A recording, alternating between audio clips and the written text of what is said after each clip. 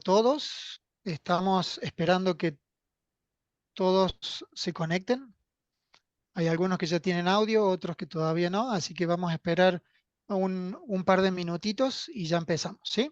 Muchas gracias por conectarse y por dedicarnos una hora y media de su vida para compartir nuestras experiencias en Latinoamérica y en neuroneonatología.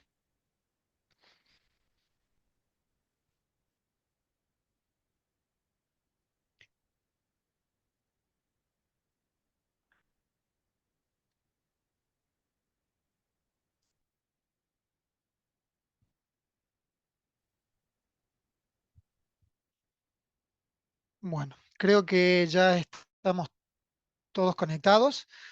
Muchísimas gracias a todos los colegas, amigos, equipo de salud, miembros del equipo de salud por conectarse. Hoy es un tema que a mí me llega mucho, epilepsia de inicio neonatal, y contamos con la presencia de invitados de muy alto calibre y vamos a, eh, como líder del equipo, voy a dejar, un buen líder siempre deja que los miembros del equipo brillen y se hace cargo de todas los malos entendidos y las desventuras del equipo. Así que en este momento, mi nombre es Juan Pablo Pendino, soy epileptólogo pediatra, estoy radicado en Calgary, pero originalmente de Argentina, y vamos a tocar el tema de epilepsias de inicio neonatal. Y Jorge e Iván están a cargo del seminario del día de la fecha, van a hacer las introducciones pertinentes y bueno, muchísimas gracias por su tiempo. Oscar, Iván, adelante. Muchas gracias, Juan Pablo. ¿Podríamos empezar a Compartir compartir pantalla. las diapositivas? Sí, por favor.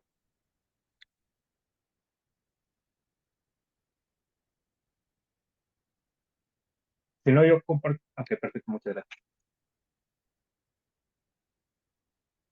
Muchas gracias, pues, una vez más, haciendo eco de lo que dijo Juan Pablo, bienvenidos una vez más a estas sesiones de NeoNerd Latinoamérica, estas sesiones educativas que son organizadas por la Task Force para Latinoamérica de la Neural Brain Society. La siguiente, por favor. Esta sería la sexta y la última sesión de la primera serie de webinars que hemos organizado para Latinoamérica y han sido todas exitosas. Perdón, Juan Pablo, No, ¿qué ibas a perfecto. comentar? Ah, Sí, sí. sí. Este, Solo para recordar, la Neural Brain Society es la primera sociedad internacional dedicada al cerebro del recién nacido. Eh, la Neural Brain Society abarca hasta 79 países entre todos sus miembros. La visión de la Neural Brain Society es un mundo en el cual el recién nacido tenga acceso al cuidado de su cerebro de manera óptima y la misión es avanzar en el cuidado del cerebro del recién nacido por medio de esta colaboración internacional multidisciplinaria con sesiones educativas e innovativas. Pueden seguir la New Brain Society como lo ven a su izquierda en todas las redes sociales y también en el website. Y los invitamos a ser miembros de la New Brain Society. Recuerden que al ser miembros de la New Brain Society van a tener acceso no solamente a estos webinars en español, también a los webinars internacionales en inglés, así como otras conferencias, y pueden tener acceso también a ciertos descuentos en ciertas conferencias en particular y a varios talleres que se organizan a lo largo del año. La que sigue, por favor. También invitarlos a ser miembros de la Academia Iberoamericana de Neurología Pediátrica. La academia es una organización internacional muy importante formada por especialistas de España y de los diferentes países hispanohablantes en Latinoamérica. Los invitamos a ser miembros, pueden seguir ahí el código QR para acceder a la página que ha sido recientemente renovada y pueden seguir todas las actividades de la Academia Iberoamericana tanto de manera virtual como de manera en persona cada año, organizando una reunión anual que va a ser en este año 2024 en Guatemala. La siguiente. Bueno, como las demás sesiones educativas, pues empezamos con estas introducciones de las sociedades. Una vez más, invitarlos a ser parte de la New World Brain Society. Voy a comentar unas consideraciones generales de la presentación. Posteriormente vamos a lanzar un pre-test, como en las otras sesiones, para evaluar cuáles son los conocimientos preexistentes de cada uno de los asistentes acerca del tema que vamos a revisar hoy, que es epilepsia de inicio en la etapa neonatal. y posteriormente voy a ceder la palabra al doctor Oscar de la Garza para presentar a los invitados. Daremos inicio a la sesión educativa. A lo largo de la sesión educativa, como en las otras sesiones, vamos a resaltar los puntos claves de aprendizaje revisando casos clínicos con preguntas y respuestas, y finalmente vamos a hacer una sesión de preguntas también abiertas y con anuncios hacia el público al final de esta sesión. La que sigue, por favor. Recuerden, las consideraciones generales es que los invitamos a mantener el micrófono en silencio durante toda la presentación. Pues le pedimos de favor evitar tomar fotos, videos o capturas de pantalla, sobre todo en las presentaciones donde hay casos clínicos con pacientes. Recuerden que como están registrados, al final de esta presentación, ustedes van a recibir un link en el cual van a poder acceder a toda esta sesión que va a quedar grabada para que ustedes la puedan ver posteriormente. Por último, es muy importante para nosotros escuchar sus experiencias, y al final de esta sesión se va a abrir el foro para preguntas. Para poder hablar usando su micrófono, les invitamos a que primero levanten la mano y esperen a que se les otorgue la palabra.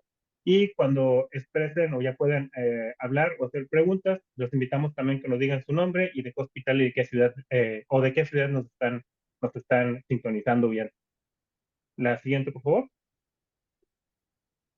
Y bueno, ya sea el último, pues mi nombre es Carlos Iván Salazar Cerda. Esta sesión está coordinada por México, y le cedo la palabra a mi colega neurólogo también, Oscar de la Garza Pineda. Muchas gracias. Muchas gracias, Iván. Como mencionaba el doctor Iván, si me dan la siguiente, vamos a platicar el día de hoy de epilepsia neonatal.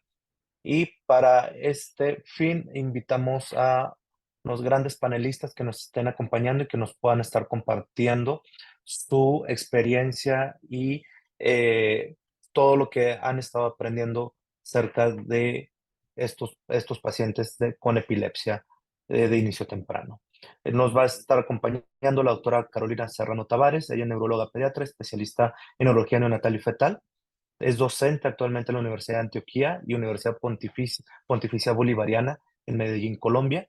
Y nos acompaña también la doctora Laura Jimena Fernández Cruz, que es quien es una residente de segundo año de neurología pediátrica en la Universidad de Antioquia de Medellín, Colombia, y es quien nos va a estar haciendo el favor de estar platicando acerca de los casos clínicos que vamos a estar presentando el día de hoy.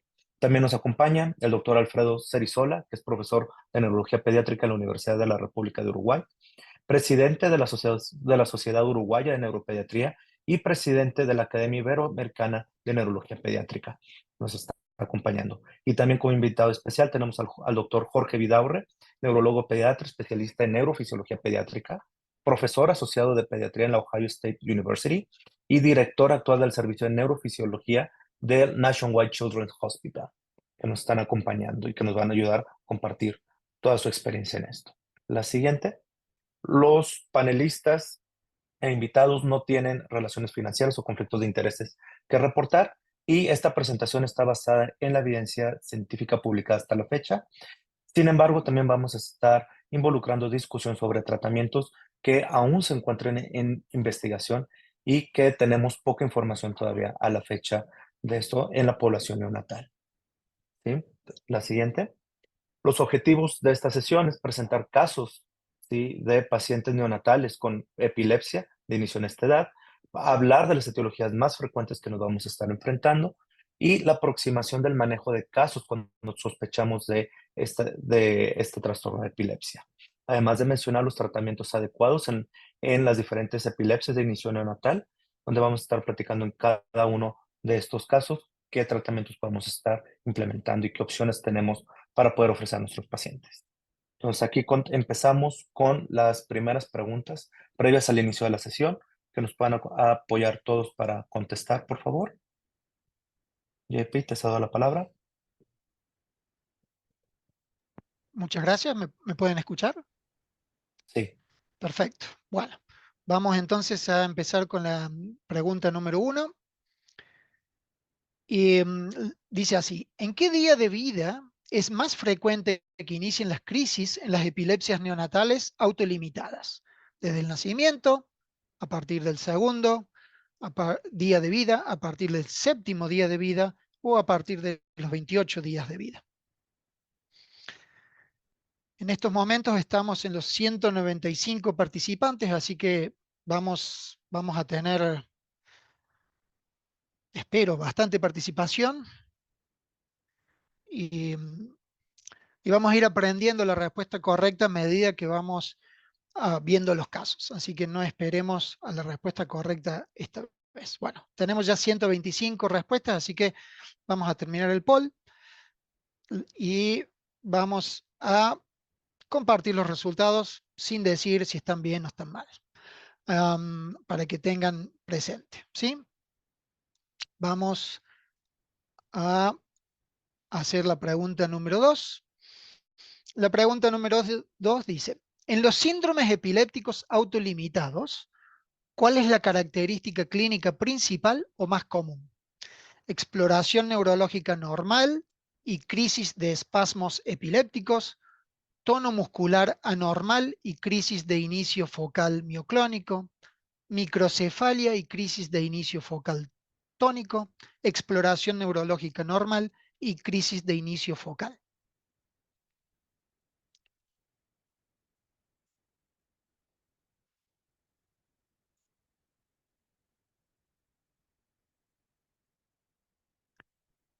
Bueno, me gusta porque hemos tenido un poquito más de participación esta vez, 140 personas. Y vamos a compartir el resultado como para que vean. Muy bien. Vamos a la pregunta número 3. Son 6 preguntas. En un paciente con encefalopatía neonatal y movimientos anormales, ¿cuál es la conducta por seguir? Después de estabilizar al paciente y descartar patología intracraneal aguda. Neuromonitoreo con electro común o de amplitud integrada y consulta en neuropediatría. Hipotermia terapéutica y consulta en neuropediatría. Realizar pruebas metabólicas y consulta con genética. O profilaxis con medicamento anticrisis y consulta con neuropediatría.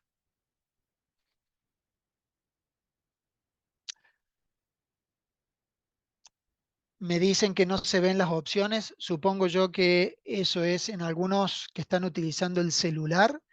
Si es ese el problema, hay que buscar en la siguiente pantalla o en los 3 puntitos a mano derecha arriba, creo.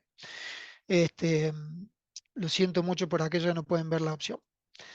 Bueno, este es el resultado de la pretest.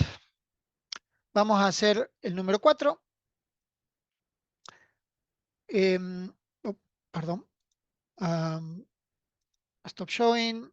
Y vamos a hacer la número 4. ¿Cuál es el tratamiento de la primera línea recomendado por la International League Against Epilepsy ante la sospecha de epilepsia neonatal por variantes patogénicas en los genes KCNQ2, KCNQ3 y SCN2A o SCN2A? Fenobarbital, levetiracetam, carbamazepina, piridoxina.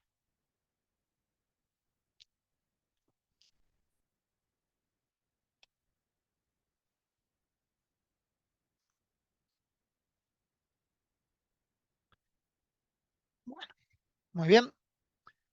Y este es el resultado, como para que lo vean un ratito. Y vamos a la pregunta número 5. ¿Cuál es el tratamiento anticrisis? Debe ser considerado cuando falla el tratamiento inicial. Ácido valproico, vitamina B6, tiamina o vigabatrina.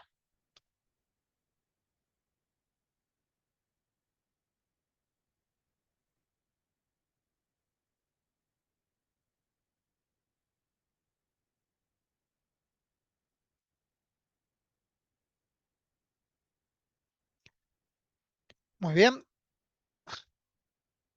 Este es el resultado para que vean. Y la última pregunta. Tengo que dejar de compartir, en realidad.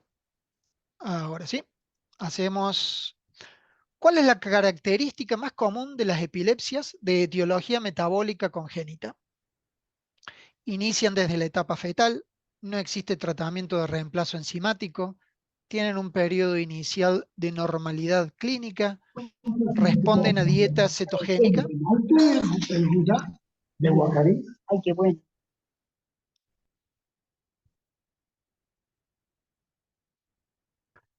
Perdonen, a veces se nos escapan los mute de los micrófonos y se escuchan.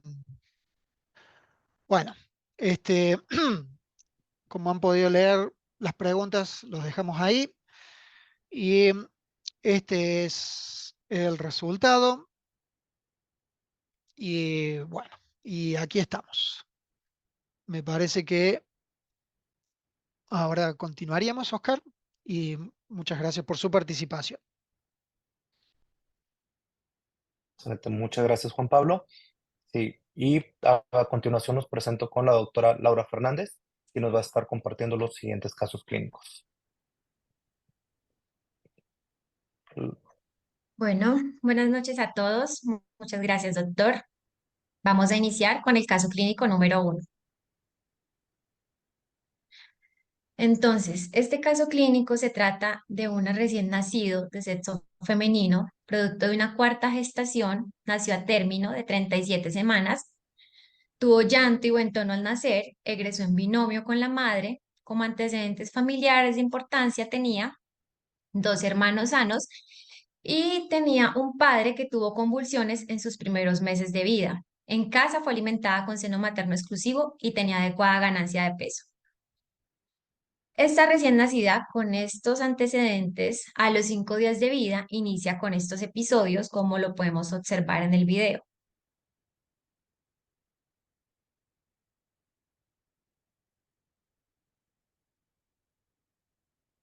Entonces, ¿a qué corresponden estos episodios? La descripción semiológica serían episodios motores focales, donde observamos que hay una versión cefálica y ocular hacia la izquierda, una posición tónica en el brazo izquierdo, que posteriormente progresa a clonías, nuevamente hay una versión cefálica, pero hacia la derecha, y estos episodios se presentaban en una frecuencia de 3 al día, tenían una duración de menos de 30 segundos.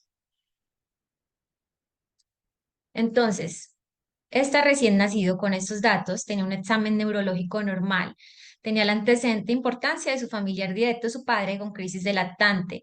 Había iniciado con estos episodios de crisis focales tónicas que progresaban a clonías a los 5 días de vida. Y este era su trazado del electroencefalograma, en el cual que podemos observar.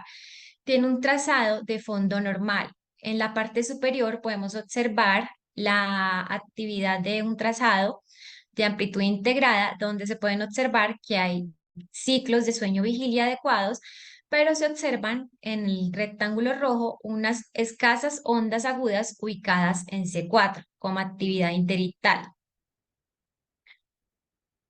Con esto vamos a la pregunta número 1. Según la clasificación de la ILAE sobre los síndromes epilépticos de la edad neonatal, ¿en cuál de los siguientes podemos clasificar al paciente? Epilepsia neonatal autolimitada, familiar neonatal autolimitada, no cumple criterios para ser considerado epilepsia o epilepsia mioclónica del lactante. Entonces, pueden votar.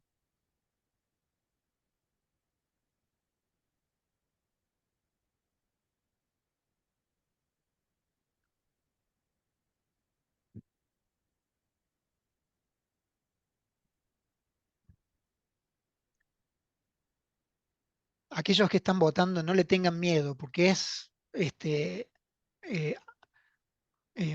no sabemos la gente que vota, así que esto es, si errar es humano. Bueno, muy bien, tenemos 160 respuestas y vamos a compartir un poquito los resultados, aunque me parece que sería bueno que continuemos, Laura. Listo, doctor. Bien. Entonces, la mayoría, de hecho, sí acertó. Se trata de una epilepsia familiar neonatal autolimitada. Entonces, esta bebé con estos datos clínicos, con este hallazgo de electroencefalograma, se hace un diagnóstico sindromático de una epilepsia familiar neonatal autolimitada. Se inicia manejo con oxcarbazepina a 10 miligramos kilo día. La bebé ya estuvo libre de crisis a los 4 meses de edad y tenía un buen neurodesarrollo. El panel genético de epilepsia estaba pendiente, puesto que es una bebé de México y los padres allá tendrían que pagar el panel y no tenían la disponibilidad de pagarlo, pues en ese momento. Y pues igual la bebé tuvo buen neurodesarrollo, tuvo buena respuesta al manejo y estuvo libre de crisis a los 4 meses. Entonces, acá vamos a la pregunta número 2. ¿Cuál es la etiología reportada en la literatura más frecuentemente asociada a la epilepsia neonatal autolimitada? La malformación del desarrollo cortical, polimicrogiria, variante patogénica en SCN2A, variante patogénica en KCNQ2 o deficiencia en transportadores de glucosa. Pueden votar, por favor.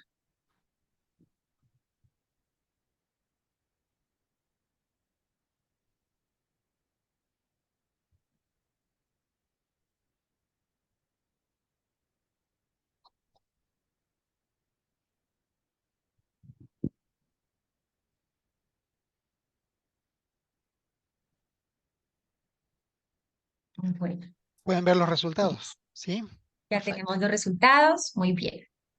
Entonces, también la mayoría acertaron. Lo más frecuente en estos casos, según lo reportado en la literatura, son las variantes patogénicas en KCNQ2. Seguimos con la discusión de nuestros panelistas. Oscar, tenés mute el micrófono. Gracias, JP. Sí, muchas gracias, Laura, por el caso. Ahora pasamos a la discusión con los panelistas y para abrir la discusión, aquí quisiera preguntar a la doctora Carolina Serrano acerca de cómo podemos estar diferenciando una crisis sintomática, ¿sí? Que son de las más frecuentes que tenemos en recién nacidos, con crisis epilépticas en estos pacientes. ¿Hay alguna diferencia en etiología? Bueno, Oscar, muy buenas noches para ti y para todos. Es una excelente pregunta y ojalá yo tuviera la llave de oro que nos permitiera hacer esa diferenciación solamente viendo al paciente. Para ser muy concreta, lo que tú me estás preguntando está básicamente relacionado con la causa de la crisis, más no la manifestación, porque la fenomenología, probablemente con solo la fenomenología, si yo no tengo en cuenta el resto de las cosas, los antecedentes, si hay o no eventos centinela, si hay malformaciones, etcétera, etcétera, solo con esa fenomenología yo no puedo hacer esa distinción.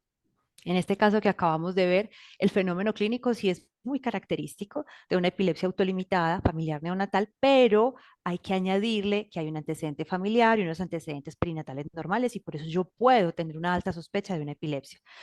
Pero el único intento que ha habido clínicamente para tratar de discernir entre las crisis sintomáticas agudas y las epilépticas es que parece ser que el fenotipo de las sintomáticas es muy clónico, muy hemiclónico y mucho del automatismo. Pero yo también puedo tener epilepsias con componente clónico. Lo que sí es que hay ciertos tipos de manifestaciones que de entrada nos hacen sospechar que probablemente esto no es sintomático agudo y que podemos estar ante una encefalopatía epiléptica o una epilepsia, como por ejemplo las crisis tónicas focales, las crisis mioclónicas que nos preocupan mucho, los espasmos y las crisis secuenciales.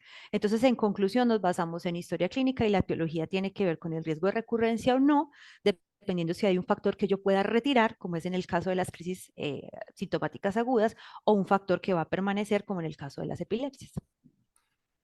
Excelente. Muchas gracias, doctora. Y con el doctor Alfredo Cerizola, que nos acompaña también. Doctor, que todos los casos de epilepsias autolimitadas se va a requerir tratamiento de forma inicial y en caso de que sí, ¿por cuánto tiempo es recomendable dejar este tratamiento? Bueno, muy buenas noches, muy buenas tardes para todos. Como explicaba muy bien la doctora Carolina Serrano, esto es un proceso que uno lo va viviendo en la medida eh, en que va logrando aproximarse al diagnóstico, a la orientación diagnóstica y en simultáneo va definiendo los abordajes terapéuticos. Em, la convicción de que sea una epilepsia de inicio neonatal puede ser variable de un caso u otro. Primero, de que las crisis son realmente crisis de mecanismo epiléptico y no son otro fenómeno paroxístico del lactante. Eso muchas veces implica, como se preguntaba, el neuromonitoreo con electroencefalograma de amplitud integrada o con electroencefalografía continua. si uno tiene esa convicción, aparente ser un caso muy típico, también uno se plantea cuál es la carga de las crisis. Importa más la duración de las descargas electroclínicas o eléctricas, en el caso de la epilepsia neonatal, que la frecuencia de las crisis. Si tenemos en una situación ideal un neuromonitoreo que nos permite evaluar eso y se plantea que si la carga de las crisis supera los 30 segundos por hora, es conveniente, recomendado iniciar un tratamiento antiepiléptico, pero bueno, muchas veces en este proceso de diagnóstico, cuando todos los elementos no están tan claros al inicio, uno inicia el tratamiento optando por los fármacos de uso más comunes y no por los más específicos de las epilepsias neonatales autolimitadas. Eh, Ese sería un poco el abordaje inicial. Si uno, no sé, Oscar, si seguimos por aquí, si uno tiene como esta orientación, en este caso, de una epilepsia neonatal autolimitada, sea familiar o no, bueno, ahí hay como opciones terapéuticas específicas, dependiendo de la condición del paciente y de la vía de administración y de la disponibilidad de fármacos en los diferentes países, fundamentalmente con los bloqueadores de los canales de sodio, sea fenitoína, fosfofenitoína, carbamazepina o carbazepina. Excelente. Muchas gracias, doctor. Y doctor Jorge, eh, si el tratamiento y el pronóstico del neurodesarrollo es el mismo en estas epilepsias autolimitadas, dependiendo del tipo de epilepsia autolimitada que estamos platicando, ¿en qué nos va a ayudar el poder estar buscando una etiología genética específica en estos casos? Gracias, Oscar, por la pregunta. Definitivamente, la etiología genética es importante porque nos ayuda a dar un pronóstico eh, a medida avanzamos. Y lo más común, como dijo Laura, es las mutaciones en canales de potasio, Q2.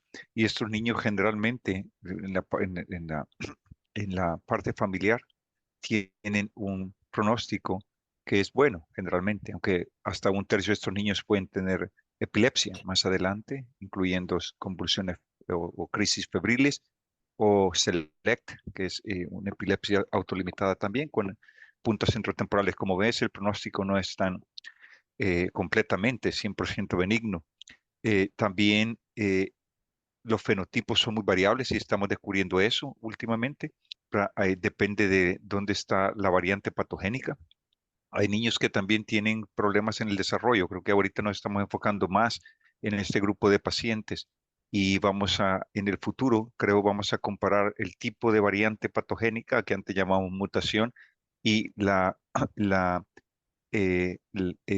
como te diga, el efecto funcional, ¿verdad? En el canal de potasio. Por eso ves diferentes fenotipos. Pero en general, por lo que tenemos en la literatura, es un pronóstico relativamente benigno. Y que las etiologías genéticas que conocemos ahorita, KCNQ2, Q3, SSN2A, que todas responden correctamente a los tratamientos que mencionaba el doctor Alfredo. Correcto, Fenitoína, carbamazepina, correcto, por diferente manera. Las mutaciones de canales de potasio, lo que vemos es que si tú ves en las neuronas, los canales de potasio, especialmente al inicio del axón, están muy cerca de los canales de sodio. Entonces se cree que cuando tú cierras, bloqueas el canal de sodio, obligas a que tenga más apertura ese canal de potasio, por muchas razones. Esa es una teoría que no se ha probado. Ese es por qué funcionan los bloqueadores de canales de sodio en mutaciones KCNQ2. Ahora, es diferente lo que pasa en mutaciones de canales de sodio 2A. Lo que pasa en esas mutaciones en niños pequeños, especialmente neonatos, es que son mutaciones que han hecho que se gane función por aumento de la función. Entonces, el bloqueador de sodio hace que funcione menos ese canal cuando hay variantes patogénicas en el sodio, canal de sodio 2A. Y el Q3 es muy similar al Q2. Excelente. Muchas gracias, doctor. Claro. Para continuar entonces con la revisión, tenemos el caso. Doctora Laura. Un comentario, Oscar y Laura. Ah, Hay adelante. varias preguntas excelentes en el chat. vamos a tratar de responderlas a medida que pasen los casos y aquellas que no hayan sido respondidas durante la presentación de los casos, vamos a tratar de responderlas hasta el final. Eh, pero excelentes preguntas y estoy seguro que va a haber muchas respuestas a medida que desarrollemos los casos. Gracias. Yo solo quería agregar, Juan Pablo, también a los panelistas invitados que siéntanse libres también de responder estas preguntas durante la plática. Bien. Si me permites, Iván y Juan Pablo, creo que aquí depende un poco, bueno, aquí después Laura capaz que avanza y no voy a tampoco pisarle la presentación, pero depende de la convicción que uno tenga de cuál sea el diagnóstico y cuál sea la indicación terapéutica. Como explicaba muy bien Laura, si uno, bueno, ya tiene elementos suficientes para orientarse a una epilepsia neonatal autolimitada, va a tener como ciertos tratamientos que son de primera elección y en general no va a haber respondido a otros tratamientos que son la primera línea, las convulsiones neonatales, sabiendo que si uno piensa en todas las convulsiones neonatales, las causas más frecuentes son las sintomáticas agudas, por lejos, la primera causa es la encefalopatía hipoxico-isquémica y después otras causas como pueden ser las infecciones, las metabólicas agudas. Entonces, si uno va por el lado de que está abordando convulsiones neonatales, probablemente la primera elección es el fenobarbital, la segunda elección podrá optar por fenitoína o levetiracetam y así con otras líneas, incluyendo la prueba de piridoxina. Pero si uno está en la convicción de que es una epilepsia neonatal autolimitada, no va a haber respondido seguramente a los otros tratamientos que haya instituido y responderá a estos medicamentos que planteábamos. Sí, hay fenitoína puede ser de ayuda y para diferenciar. Y lo que pasa es que la fenitoína no está muy recomendada porque puede tener una irritación venosa y puede tener incluso necrosis dérmica. Pero la fosfenitoína que está disponible en algunos lugares ayuda. Pasa que la mayoría de los pacientes también van a hipotermia y utilizar bloqueantes de sodio en hipotermia puede llevar a arritmias cardíacas, inestabilidad hemodinámica, entonces también no ayuda mucho, ¿no? Pero bueno, eso sería este, eh, el comentario para ayudar a diferenciar, pero totalmente de acuerdo con todos los expositores. Yo Me quisiera callo. hacer un aporte adicional con respecto a una pregunta que estoy viendo muy reiterativa en el chat, donde nos hablan de si con la secuencia semiológica de este paciente pudiéramos de entrada con ese factor hablar de que es un KCNQ2 o es una epilepsia genética, y la respuesta realmente sería no. Porque es que nosotros estamos partiendo de que la epilepsia neonatal tiene una definición diferente a la epilepsia en otra edad, y aquí sí o sí necesitamos una correlación electroclínica que tiene que estar presente. Incluso pudiéramos no tener manifestación clínica y tener solamente manifestación electrográfica y aún así podríamos cumplir el criterio. Entonces, lo que trata de hacer este derrotero semiológico es de abrir un poquito nuestra perspectiva de cómo vamos a orientar a esos pacientes y en quienes no vamos a insistir poniendo uno tras otro medicamento creyendo que estamos ante crisis sintomáticas agudas, sino visualizar una posible encefalopatía epiléptica y el desarrollo, que algunas tienen un tratamiento específico, que tienen muy buen pronóstico y que no vamos a necesitar ir un medicamento tras otro, tras otro, tras otro. Pero la idea que queremos dejar aquí no es que el paciente con crisis secuencial inmediatamente ya tiene un KCNQ2, ni tampoco decir que los pacientes que tienen una crisis tónica focal inmediatamente tienen epilepsia genética, porque el espectro de presentación fenotípica cada vez es más heterogéneo. Recordemos que la mayoría de los datos que nosotros tenemos vienen de neonatos a término y de pacientes que tienen encefalopatía hipoxico-isquémica. Las otras etiologías apenas es que estamos recogiendo información valiosa, las series de casos todavía son muy limitadas, pero lo que sí está claro es que en este caso que acabamos de ver, la semiología del paciente sí es muy característica, pero seguramente si el paciente tuviera un evento centinela, no estaríamos pensando de entrada en una epilepsia genética. Si al contrario el paciente no tuviera el antecedente del padre, que también convulsionó en la edad neonatal, tampoco estaríamos pensando en una en una epilepsia autolimitada. Entonces aquí el mensaje final es que si bien la semiología es muy importante, está claramente demostrado que la semiología visual de la convulsión solita es una información muy limitada, que sí o sí necesitamos una correlación electroclínica y que todo eso debe ser interpretado a la luz de la historia del paciente y sus antecedentes. Ahí sí podríamos de entrada decir, esto no es agudo sintomático y probablemente estoy ante una epilepsia. Si me Exactamente, permite, muy cortito, si me permites, interesante, porque en este caso el padre tuvo las convulsiones en la etapa de lactante. O sea que no es estrictamente, digamos, el que más ayudaría, que sería el, el que hubiera tenido las crisis en la etapa neonatal. Pero tenemos también síndromes que tienen crisis epilépticas neonatales familiares entre el neonato y el lactante, que ahí puede haber alguna diferenciación en la etiología del gen, en el gen que esté produciendo, pero básicamente, digamos, el abordaje es el mismo. exactamente. Justamente como mencionaba el doctor Alfredo y la doctora Carolina, tenemos que estar revisando muy bien la historia clínica del paciente, los antecedentes importantes y también el momento en que está iniciando estas crisis neonatales.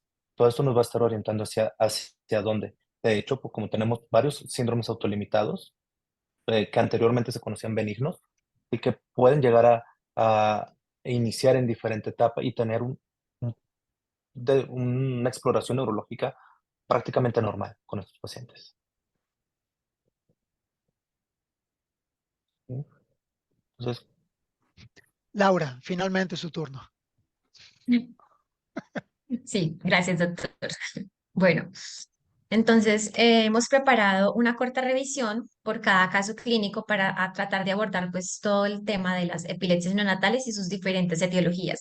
Entonces vamos a iniciar con este algoritmo donde tenemos inicialmente la sospecha de crisis. Entonces si tenemos una sospecha de crisis, pues interconsultar a neurología. Es muy importante, como la doctora lo explicaba, siempre realizar un neuromonitoreo. Toda crisis debe tener confirmación electroencefalográfica para confirmar pues que efectivamente se trata de una crisis, ya sea mediante un video de electroencefalograma o un electroencefalograma de amplitud integrada al menos por 24 horas. Si confirmamos estas crisis, pues vamos a iniciar manejo. Y en el abordaje diagnóstico es muy importante interrogar antecedentes familiares y además antecedentes perinatales. ¿Por qué? Porque estos antecedentes perinatales nos pueden hablar sobre factores de riesgo, como si hubiera tenido el bebé una asfixia perinatal o una sepsis neonatal, que nos puedan estar hablando de etiologías sintomáticas de las crisis. Pero si no tenemos estos factores de riesgo, ya esto es como una bandera roja en que un niño que presenta una crisis sin factor de riesgo nos pueda estar hablando que presenta una epilepsia genética. Debemos hacer también unos estudios iniciales, laboratorios básicos, biometría hemática, pruebas de función hepática, química sanguínea, electrolitos séricos y amonio. En neuroimagen, la que tengamos inicialmente, pues más fácil de realizar, ya sea una ecografía transfontanelar o una resonancia magnética de cerebro, y considerar, según lo que pensemos, la etiología que pensemos, una punción lumbar. Y vamos a tener con esto tres escenarios principales, ya sea que se trate de la sospecha de una epilepsia y o una encefalopatía. Entonces acá vamos a pues ampliar nuestros estudios hacia otras etiologías. Entonces, hacer gasometría, buscar estudios para errores innatos del metabolismo, resonancia con espectroscopía, panel genético, cariotipo o microarreglos en el caso de que tengamos dismorfias mayores. Pensar en que pueda tratarse de una epilepsia dependiente de piridoxina o un déficit de biotinidasa. En el caso de que pensemos que se trata de algo estructural, de una lesión cerebral, entonces, por ejemplo, en el caso de un stroke, hacer ecocardiograma, planet protrombótico, una angiografía con venografía. Y en el caso que pensemos en una infección, siempre acordarnos del TORCH, que son las infecciones pues más frecuentes que vamos a tener en esta etapa perinatal, estudio de líquido cefalorraquídeo con citoquímico, grano y cultivo, y el panel de PCR para un biofil array para descartar pues los gérmenes más comunes en esta etapa. Entonces, Ya pasando este flujograma, si pensamos que este niño se trata de una epilepsia, entonces recordemos que primero debemos, en esta etapa neonatal es muy importante descartar las crisis sintomáticas, que son pues consecuencia de una causa específica identificable, como la encefalopatía hiposquémica. Entonces, primero hay que descartarla. Si la descartamos y pensamos que es una epilepsia, acordémonos de la definición que nos da la ILAE de crisis epilépticas, ya que sean dos crisis sin causa aparente en más de 24 horas, una crisis sin causa, pero con riesgo de recurrencia, ya sea por un antecedente remoto, por ejemplo, de una isquemia antigua, que nos dé como un pronóstico de alto riesgo de que estas crisis se puedan repetir o un trauma, o si estamos de una vez, así sea la primera crisis, ante un posible síndrome epiléptico, porque si tenemos un niño pues con retraso en neurodesarrollo, con una carga alta de convulsiones, pues digamos de una vez podemos hacer pues la sospecha diagnóstica. La etapa neonatal es una etapa donde tenemos la más alta incidencia de crisis. Tenemos una incidencia de 1.5 hasta 5.5 por cada 1000 nacidos vivos de convulsiones neonatales, con mayor factor de riesgo para los prematuros o los de bajo peso. Y de todas estas convulsiones neonatales, aproximadamente el 13% pueden corresponder a una epilepsia pues, de inicio neonatal.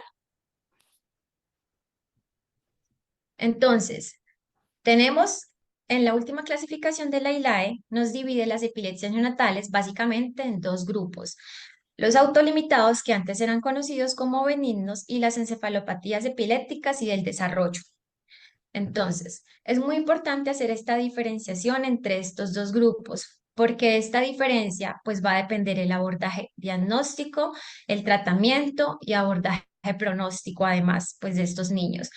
En las epilepsias autolimitadas tenemos estas principalmente: la epilepsia neonatal autolimitada, la epilepsia familiar neonatal del lactante autolimitada y la epilepsia autolimitada del lactante. Y tenemos además la epilepsia genética con crisis febriles plus y la epilepsia mioclónica del lactante.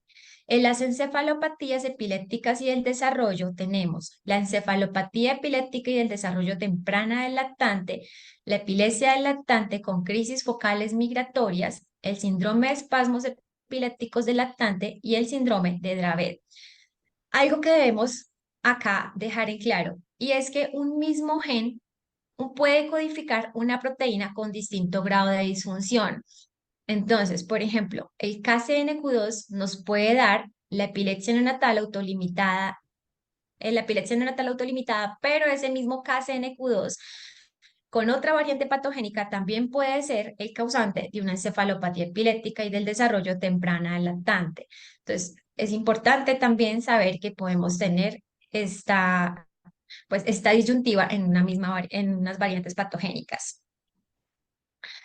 Leila además nos nombra unos síndromes de etiología específica, en los cuales tenemos la encefalopatía de KCNQ2, la epilepsia dependiente de pirioxina, la del transportador de glucosa tipo 1, el Sturge-Weber, crisis elásticas con amartoma hipoficiario, entre otras.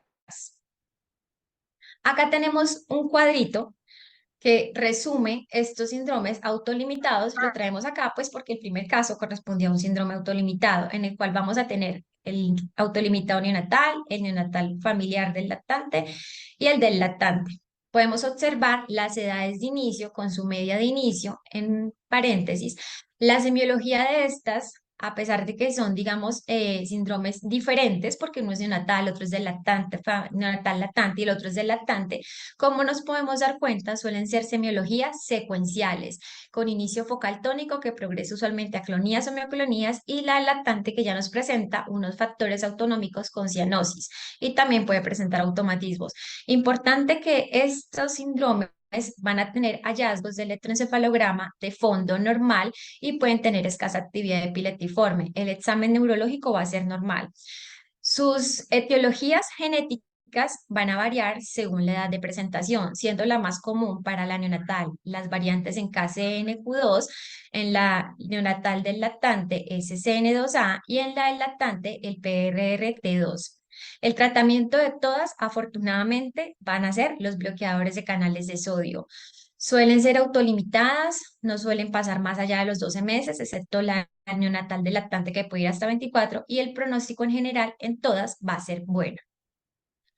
Acá trajimos un caso también de un bebé que presentó una epilepsia neonatal autolimitada, donde podemos observar una semiología de una crisis motora focal con una versión cefálica hacia la derecha, una posición tónica asimétrica de las extremidades hacia la izquierda y se refleja en el electroencefalograma con un electrodecremento y posterior una actividad de ondas agudas que persisten, evolucionan en tiempo y frecuencia y morfología durante la crisis.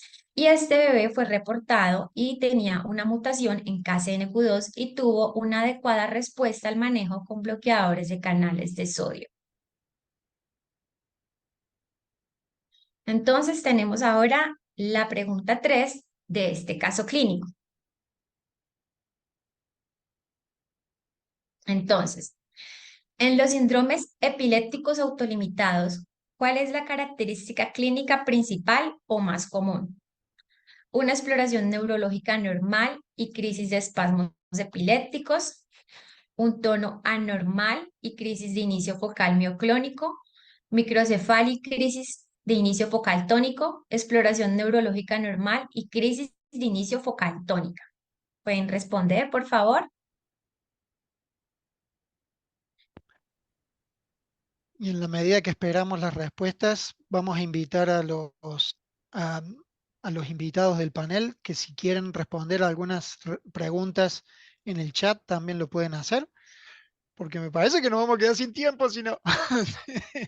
Está bueno, se debate mucho y se aprende mucho, pero bueno, listo, vamos a terminar el poll y vamos a compartir el resultado. ¿Qué opina Listo, Laura? muy bien. Muy bien. Parece que estamos súper bien.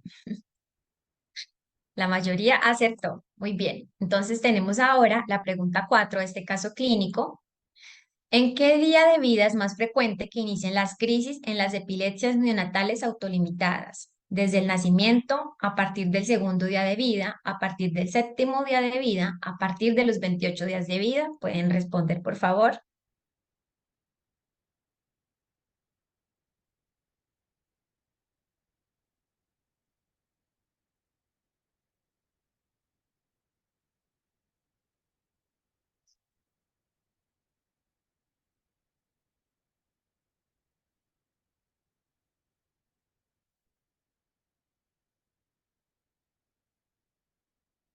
Bueno, muy bien. Bien. Van pasando la mayoría el examen. Entonces, ahora vamos a presentar el caso clínico número 2. Este caso clínico es de un recién nacido femenino, producto de segunda gestación, nació a término de 38 semanas, tuvo un Apgar bueno, 8-9, tenía una succión débil, pero se egresó sin estudiar, no tenía antecedentes familiares de importancia, a los 4 días de vida persistió con succión débil, no tenía movimientos espontáneos, tenía un llanto débil y en pausas, por lo cual acuden a urgencias a los 7 días de vida y además tenía pausas respiratorias. Esta bebé con estos antecedentes en urgencias presentó apnea central, hipotonía axial y apendicular sin movimientos espontáneos y además mioclonías fácilmente evocadas. Se consideró que cursaba con una encefalopatía neonatal, se intubó y se ingresó a UCI. Acá tenemos entonces una pregunta de este caso clínico nuevo. En un paciente con encefalopatía neonatal y movimientos anormales, ¿cuál es la conducta por seguir después de estabilizar al paciente y descartar patología intracraneal aguda? Neuromonitoreo con electroencefalograma, ya sea normal o de amplitud, y consulta neuropediatría, hipotermia terapéutica y consulta con neuropediatría, realizar pruebas metabólicas y consulta con genética, o profilaxis con medicamentos anticrisis y consulta con neuropediatría. ¿Pueden votar, por favor?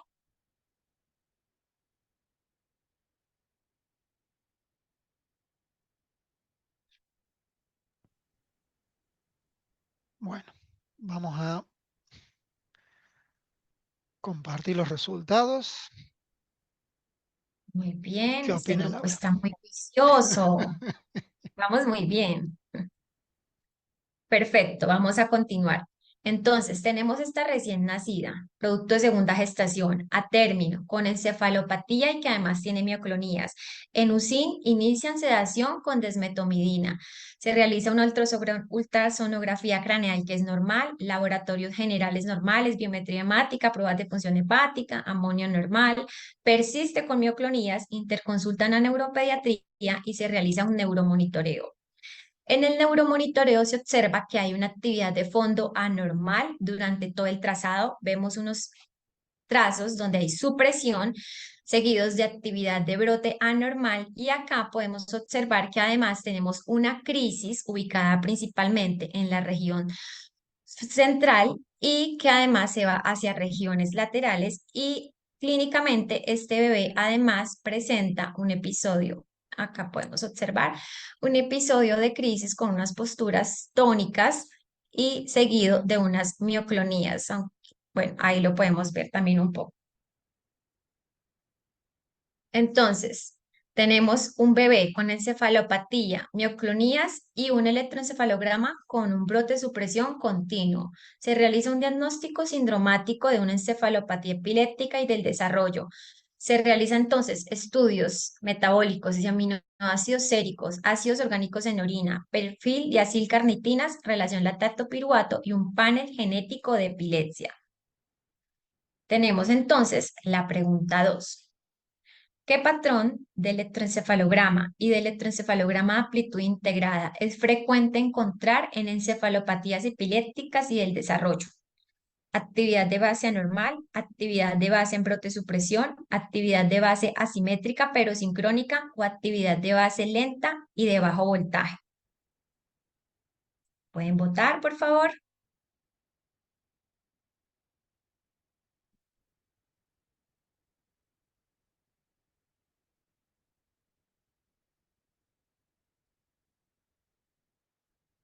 Muy bien, el 85% contestó actividad de base en brote supresión y es correcto. Entonces, esta bebé se le inicia manejo con fenitoína a 10 miligramos kilo día, con oxcarbazepina a 35 miligramos kilo día. No hubo mejoría en el brote de supresión por electroencefalograma, por lo cual se realiza una prueba terapéutica con piridoxina, pero tampoco se tuvo mejoría. Se inicia manejo con vigabatrina a 100 miligramos kilo día, topiramato 10 miligramos kilo día. Tampoco tuvo mejoría el brote de supresión en el electroencefalograma ni mejoría clínica. Se llega el panel genético de epilepsia y reporta que esta bebé tenía una variante patogénica en KCNQ2. Y vamos a dar inicio entonces a la discusión de nuestros panelistas respecto a este caso clínico. Excelente. Muchas gracias, Laura. Y aquí paso con el doctor Alfredo para preguntarle en cuanto cuáles son los datos de alarma que tenemos que ver en el paciente para empezar a sospechar de forma temprana en una encefalopatía epiléptica del desarrollo. Bueno, como mostraba en este caso Laura, lo primero que uno reconoce es que se trata de un niño, un recién nacido, que está encefalopático, ¿no? A diferencia del caso anterior de una epilepsia neonatal autolimitada, en este caso el niño tiene alteraciones que van más allá de sus crisis y que incluyen, como mostraba, las alteraciones del tono, que puede estar hipotónico, puede tener alteraciones de la succión, del nivel de alerta, y eso persiste a lo largo del tiempo. Obviamente que eso obliga también, como mostraba también en el algoritmo, descartar las otras causas inicialmente eh, sintomáticas agudas, pero cuando uno piensa en encefalopatía epiléptica, eso es clave. Y en el electroencefalograma, mostraba muy bien también la diferencia entre lo que es el electroencefalograma del caso anterior, eh, con una actividad de fondo normal y que podía tener una actividad paroxitiva focal, con este niño que tiene claramente un patrón encefalopático de brote supresión. Y dentro de las crisis, también la presencia de crisis mioclónicas, que es importante, ahí sí, en la crisis mioclónica es el correlato electroencefalográfico, y la posibilidad de espasmos infantiles, además de la presencia de crisis tónicas. Excelente. Muchísimas gracias, doctor. Carolina, y en cuanto vemos un patrón de base o una actividad de fondo en brote supresión, Debemos de cambiar el enfoque que tenemos en cuanto al tratamiento que todos hemos conocido en cuanto primera línea fenobarbital, segunda línea fenitoína o levetiracetam y después considerar la sedación con midazolam. ¿En qué Ujú. momento es esta variante en cuanto al tratamiento si debemos de tenerla en estos pacientes? Bueno, el ritmo de fondo, básicamente, o sea, ojalá quisiéramos que el ritmo de fondo fuera específico de cada etiología, pero no lo es. Yo puedo tener un ritmo de fondo de encefalopatía severa, en este caso un estallido de supresión, secundario a unas crisis agudas, sintomáticas, lo vemos todo el tiempo en encefalopatía hipóxico-isquémica severa o a una encefalopatía epiléptica y del desarrollo. Entonces, el ritmo de fondo de entrada no me indica a mí como primerazo cuál es el tratamiento que yo debo iniciar. Yo vuelve y juega, tengo que mirar la historia del paciente. Pero cuando yo tengo un paciente con una causa no identificada, porque en la gran mayoría de las crisis agudas sintomáticas la causa es rápidamente identificable, las metabólicas agudas, las lesiones intracraneales, digamos, con unos estudios grandes y básicos, la mayoría de las veces se logra identificar. Cuando yo no tengo una causa clara, el paciente, todos sus antecedentes perinatales son, digamos, normales y cursa con una encefalopatía severa y esa encefalopatía severa se correlaciona con un patrón de fondo de estallido de supresión, yo tengo que pensar de entrada que estoy ante un error innato del metabolismo o ante una etiología genética tipo encefalopatía del desarrollo, ¿cierto? Encefalopatía epiléptica y del desarrollo. En ese orden de ideas, el algoritmo que siempre nos han mostrado, que es el que tú dices, fenobarbital, segunda línea fenitoína levetiracetam, tercera línea pasar a la infusión de midazolam, hay que replantearlo, porque como lo decíamos antes, este algoritmo está basado en la poca evidencia que tenemos o los pocos reportes que tenemos de cómo ir avanzando en casos diferentes a los de encefalopatía hipóxico-isquémica. Casi todo proviene de encefalopatía hipóxico-isquémica, que es una causa aguda sintomática.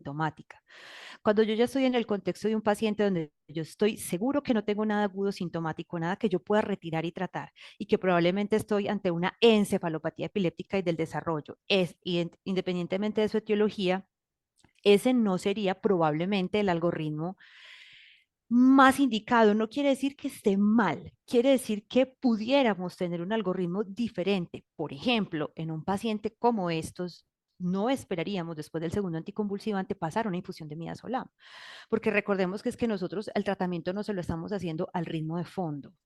El ritmo de fondo nos habla de encefalopatía, pero el medicamento anticrisis va dirigido a las crisis.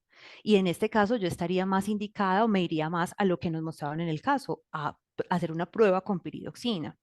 Las infusiones de midazolam son maravillosas, pero básicamente su indicación está en el paciente que está en estatus y el paciente con un ritmo de estallido de supresión. Eso no es lo mismo que un estatus, son dos cosas completamente diferentes. Entonces la invitación probablemente sea que el algoritmo es maravilloso, en la mayoría de los lugares se utiliza, probablemente la mayoría de los niños que tienen crisis van a salir con la propuesta del algoritmo, pero cuando la historia clínica se sale de una crisis aguda sintomática y la sospecha más hacia una encefalopatía epiléptica del desarrollo, probablemente el orden en el cual le estamos proponiendo el tratamiento al paciente puede cambiar. Excelente, muchas gracias, doctora. Incluso de aquí relacionado con lo que usted estaba comentando, también para escuchar al doctor Jorge Vidaurre, en cuanto por ejemplo, en este caso que tuvimos falla a varios tratamientos que se estuvieron iniciando, fenitoína, porque en este caso primero fenobarbital no está disponible, oscarbazepina, un bloqueador de canal de sodio, topiramat, bueno, piridoxina, topiramato, vigabatrina, y que continuaba todavía a pesar de estar con esta politerapia o polifarmacia, continuaba todavía con datos de encefalopatía, tanto clínica, por el electroencefalograma. ¿En qué ¿Cómo basamos la respuesta a nuestros tratamientos? ¿Que se detienen las crisis convulsivas clínicas del paciente o electrográficas? ¿O si estos tratamientos pueden llegar a ayudar en algún momento también a disminuir la severidad en el brote de supresión o hacer cambios en el patrón de fondo? Sí, buenísima pregunta, Oscar. Y la más complicada, creo que todavía no nos hemos contestado eso, por eso está riendo JP, pero Sí, te diría lo que yo pienso. Pienso que obviamente primero vamos a tratar de controlar las crisis, porque si tenemos crisis es muy probable que todavía tengamos un patrón de brote y supresión, ¿verdad? La mayoría de reportes, y yo hice una revisión hace poco, la mayoría de reportes por encefalopatía, por KCNQ2, han funcionado los casos no son muchos. Los casos han funcionado, bloqueadores de canales de sodio, incluyendo fosfenitoína, ha sido la número 1 que más se ha usado y ha funcionado, carbamazepina, pero también la cosamida, que no se tiene probablemente en Colombia. Nosotros usamos la cosamida si fallamos. También usamos dosis más altas, a veces de fenitoína, nosotros usamos hasta 20 miligramos por kilo. Sabemos que, por ejemplo, hemos aprendido las mutaciones de canales de sodio 2A, que las dosis tienen que ser altas de canales de sodio. No lo hemos extrapolado al KCNQ2, pero nosotros lo usamos para decir que hemos fallado un bloqueador de canales de sodio. Si hemos fallado todo eso, como le pasó a Carolina y a Laura, entonces estás en problema. Hay reportes que topiramato ha funcionado y ellos lo usaron y funcionó. Hay reportes que levetiracetam ha funcionado y hay reportes donde han usado una dieta cetogénica muy temprano en estos pacientes, ¿verdad? Y en casos desesperados, otras cosas que no voy a mencionar por cuestión de tiempo. Ahora, solo quiero agregar un poquito acerca del patrón de brote de supresión. El patrón de brote de supresión en cualquier encefalopatía es transitorio. Nadie va a llegar adulto con un patrón de brote de supresión, ¿verdad? Vas a evolucionar a otra encefalopatía. Pero se ha visto que el tratamiento temprano, como lo hizo Carolina y Laura con el paciente, es importantísimo porque sí puede afectar el pronóstico a largo tiempo. O sea que sí podría variar el patrón de brote y supresión. Ves tus reportes donde el patrón electroencefalográfico ha cambiado. Eso es uno. Y lo último que quiero mencionar es que depende del fenotipo y el efecto funcional de la variante. Por ejemplo, si ves la resonancia magnética en pacientes con encefalopatía KCNQ2, varios son normales, pero muchos se han reportado con atrofia o problemas de sustancia blanca. Eso ya te está diciendo que hay algo más, ¿verdad?, estructural que lo que estamos viendo con crisis y el patrón electroencefalográfico. Excelente, muchas gracias. Me encantaría poder extendernos más con todos estos comentarios que son muy buenos, pero por cuestiones de tiempo vamos a continuar con la presentación de los casos. Igual, vuelvo a repetir para los panelistas, con toda confianza pueden estar contestando las preguntas en el chat para estar agilizando las respuestas de los pacientes, de los asistentes y hacer comentarios al final de todos estos casos. Adelante, Laura. Bien, vamos a tener entonces la tercera pregunta de este caso clínico. ¿Cuál es el tratamiento de primera línea recomendado por la ILAE ante la sospecha de epilepsia neonatal por variantes patogénicas en los genes KCNQ2, KCNQ3 y SCN2A? Fenobarbital, levetiracetam, bueno, hay un error, carbamazepina o piridoxina.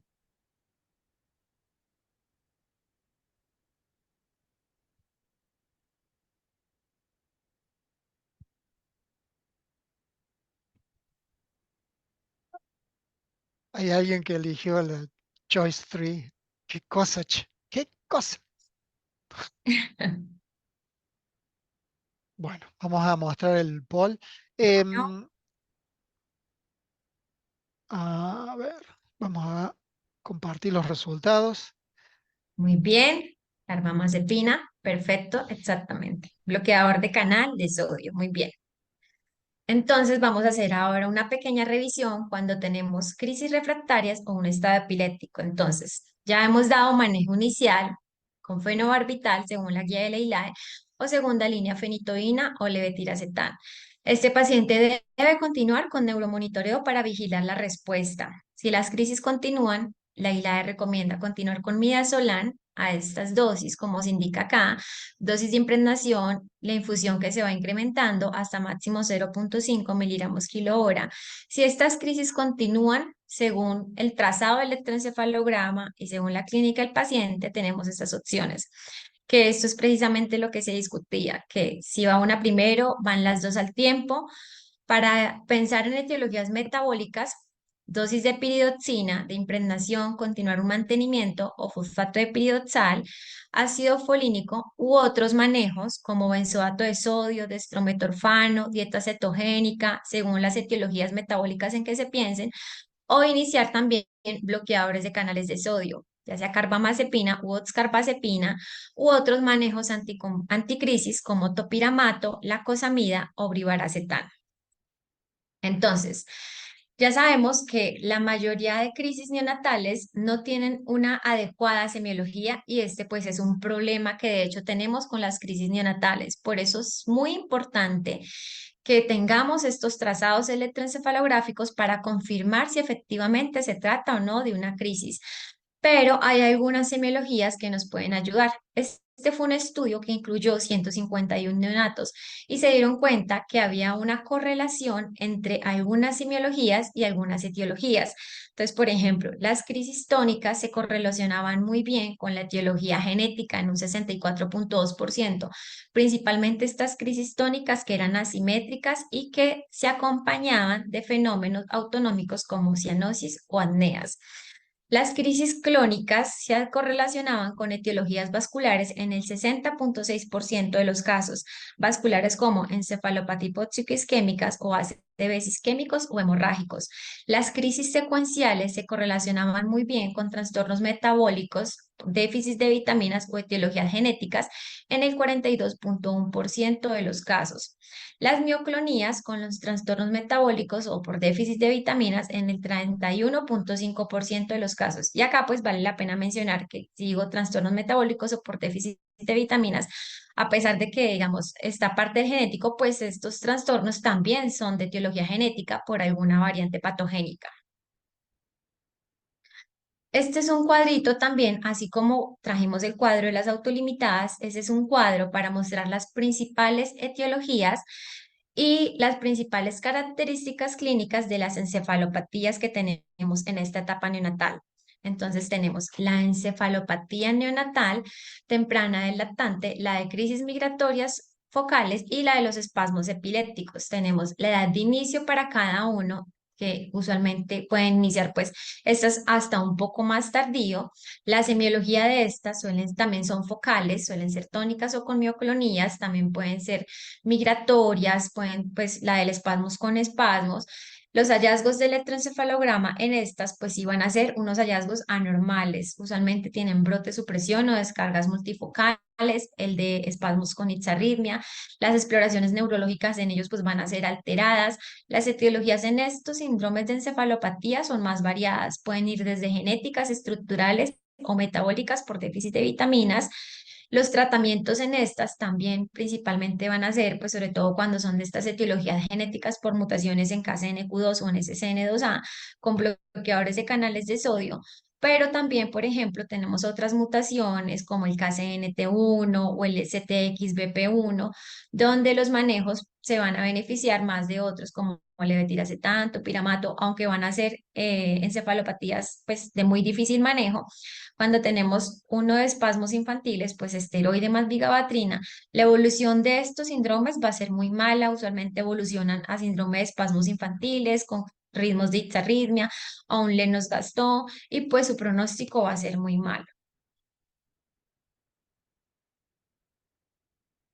Acá trajimos unos ejemplos de otras semiologías de otros tipos de crisis. Entonces, por ejemplo, tenemos este video de este bebé con unas crisis focales migratorias, donde observamos que inicialmente hay una versión cefálica hacia la derecha con una posición tónica asimétrica de las extremidades hacia la izquierda y después la versión cefálica cambia de lado hacia la izquierda con posición tónica también asimétrica de las extremidades hacia la derecha.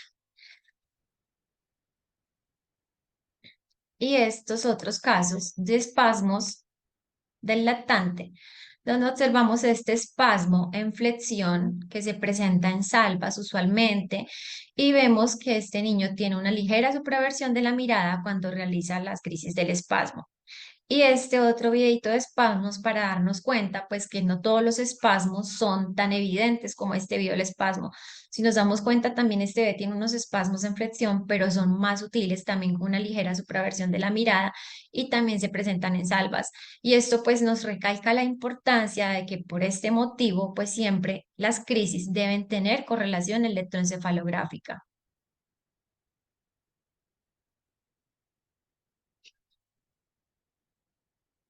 Entonces, vamos con la pregunta 4 de este caso clínico. ¿A cuál síndrome epiléptico puede evolucionar la encefalopatía epiléptica y del desarrollo temprana del lactante? ¿A un Dravet, a un síndrome de espasmos epilépticos del lactante, a una epilepsia mioclónica del lactante o una epilepsia mioclónica juvenil?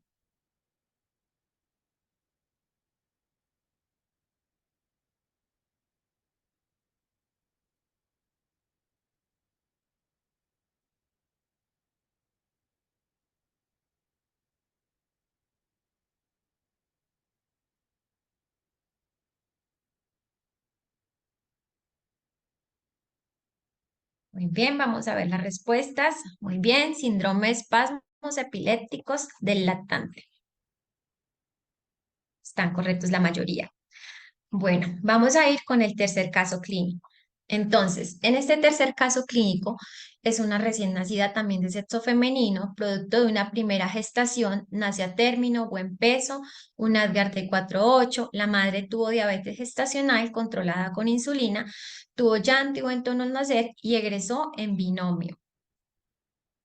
Esta recién nacida, con estos datos, a los 5 días de vida, inicia con disminución de los movimientos espontáneos y disminución de la succión, por lo cual se ingresó a UCIN.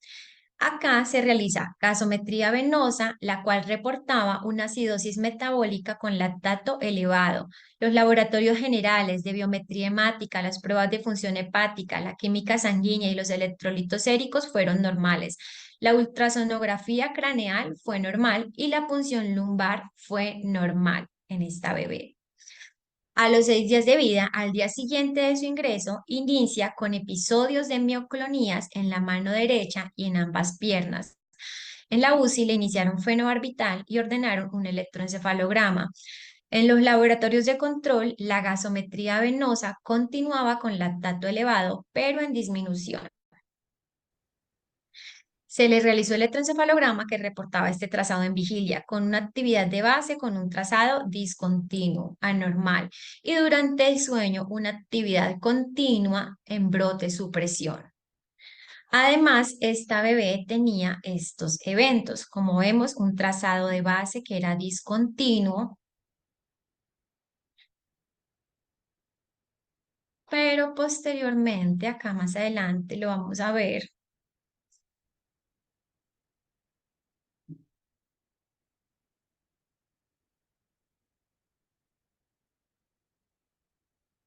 Acá empieza un evento de predominio en la región central derecha, donde tiene correlación clínica. Observamos que la bebé cambia su estado, tiene una actividad que progresa en morfología y frecuencia, principalmente en las zonas centrales,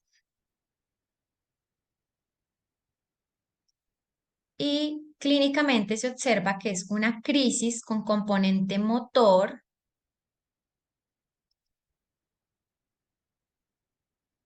donde se observa inicialmente una postura tónica y algunas mioclonías que son asimétricas y se corresponde pues con el evento en el trazado electroencefalográfico.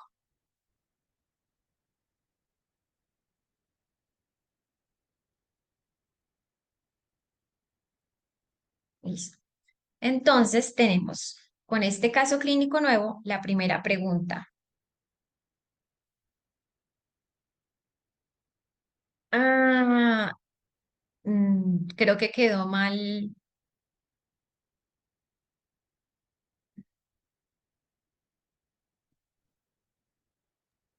Ya la enviamos.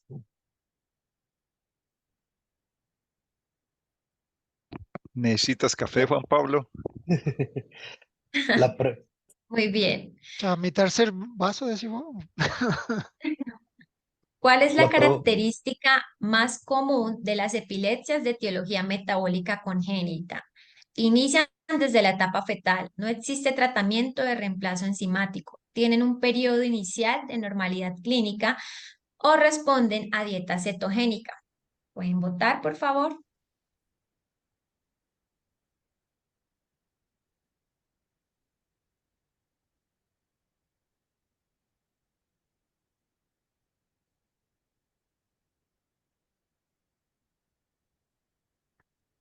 Bueno, ya tenemos bastantes respuestas. Muy bien. Muy bien, tienen un periodo inicial de normalidad clínica.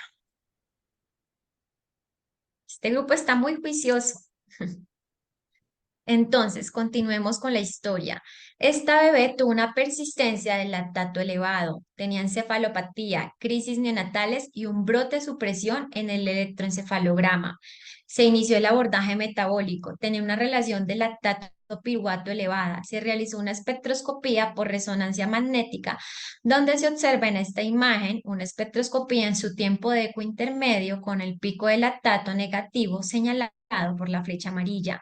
El panel genético metabólico se obtuvo una variante patogénica en este gen que nos indica pues que esta bebé tenía una deficiencia de la piruvato deshidrogenasa. A esta bebé se le inició dieta cetogénica, con lo cual se tuvo mejoría clínica y del electroencefalograma, donde vemos que pues ya es un electroencefalograma con una actividad más normal, no tiene una actividad discontinua ni está en brote supresión. Pues, vamos con la discusión de panelistas de Excelente, este tercer caso. muchas gracias, Laura. Y aquí abro la pregunta para los tres panelistas que nos acompañan. ¿Qué tan frecuente es que estén utilizando cetogénica en pacientes neonatales? ¿Sí? Porque no es de las primeras líneas que llegamos a utilizar en pacientes neonatos. Entonces, ¿qué experiencia tienen ustedes? ¿Qué tan frecuente han utilizado en sus centros? ¿Y quiere empezar la doctora Carolina? Gracias, Oscar. Bueno, nosotros tenemos una experiencia que no es de muchísimos pacientes, pero sí tenemos incluso un artículo, una serie de casos ya publicado, porque nosotros en la ciudad donde nosotros vivimos tenemos un efecto fundador de hiperglicemia no cetósica y esa ha sido pues la oportunidad. ¿Qué quiere decir eso? Que tenemos muchos pacientes. En esta ciudad, el neonato que llega después de 2 o 3 días o hasta una semana sin nada y llega con encefalopatía severa, que ingresa con un patrón de fondo de estallido de supresión y sus estudios metabólicos básicos son normales, es nuestra primera sospecha diagnóstica porque ya conocemos nuestra epidemiología local. Lo que ha sucedido es que esta en particular es una patología que no tiene un tratamiento específico, sí hay tratamientos que se ponen, pero sabemos que realmente nada funciona. Y con el tiempo lo que fuimos haciendo, no solamente el centro donde yo trabajo, casi todos los centros de la ciudad lo están haciendo, es rápidamente ante esta sospecha diagnóstica iniciar dieta cetogénica. Obviamente no logramos curación, pero sí se ha notado una mejoría rápida y efectiva del ritmo de fondo, pasando de estallido de supresión a una actividad que tiende a ser más focal, pero permanece lenta.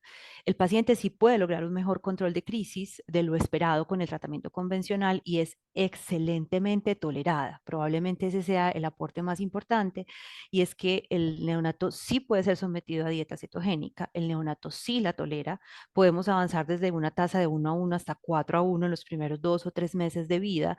Los índices de hipoglicemia son realmente muy bajos, la cetosis se consigue bastante rápido, es muy bien tolerada desde el punto de vista gastrointestinal, siempre y cuando se haga el ascenso lento. Y existen también otras patologías no convencionales, por ejemplo, los pacientes con epilepsia refractaria por encefalomalíasa multiquística, no fueron sometidos a hipotermia, les fue mal, avanzan rápidamente a epilepsias refractarias, en esos pacientes lo hemos probado y nos ha ido muy bien. Muy, muy contados casos han hecho acidosis, que es una de las cosas que más preocupa, pero en general, si bien no puedo decirles que se recomienda como una terapia estándar en todos los casos, excepto en estos que nos estaba mencionando, que nos va a mencionar Laura, que es tratamiento estándar cuando se diagnostica ciertos errores innatos del metabolismo. Para concluir, hay ya reportes que hablan de que es plausible, de que es segura, incluso se puede someter a la madre a dieta cetogénica y que el bebé se pegue del seno de la madre y aún así cumplir con cetosis, es decir, sí es una opción, es segura, obviamente se requiere pues todo un grupo con experticia, pero es una opción que se puede contemplar. Excelente, muchas gracias, doctora Carolina. Doctor Alfredo, ¿cuál es su experiencia utilizando la dieta cetogénica? Y también aquí agrego la pregunta, ¿es recomendable utilizar dieta cetogénica y complementarla con algún otro tratamiento o suplementación vitamínica en lo que estamos investigando una etiología? Sí, yo creo que aquí es bien importante en la secuencia que uno piensa el recién nacido, em, a la etiología que va pudiendo arribar y al tratamiento que va a instituir.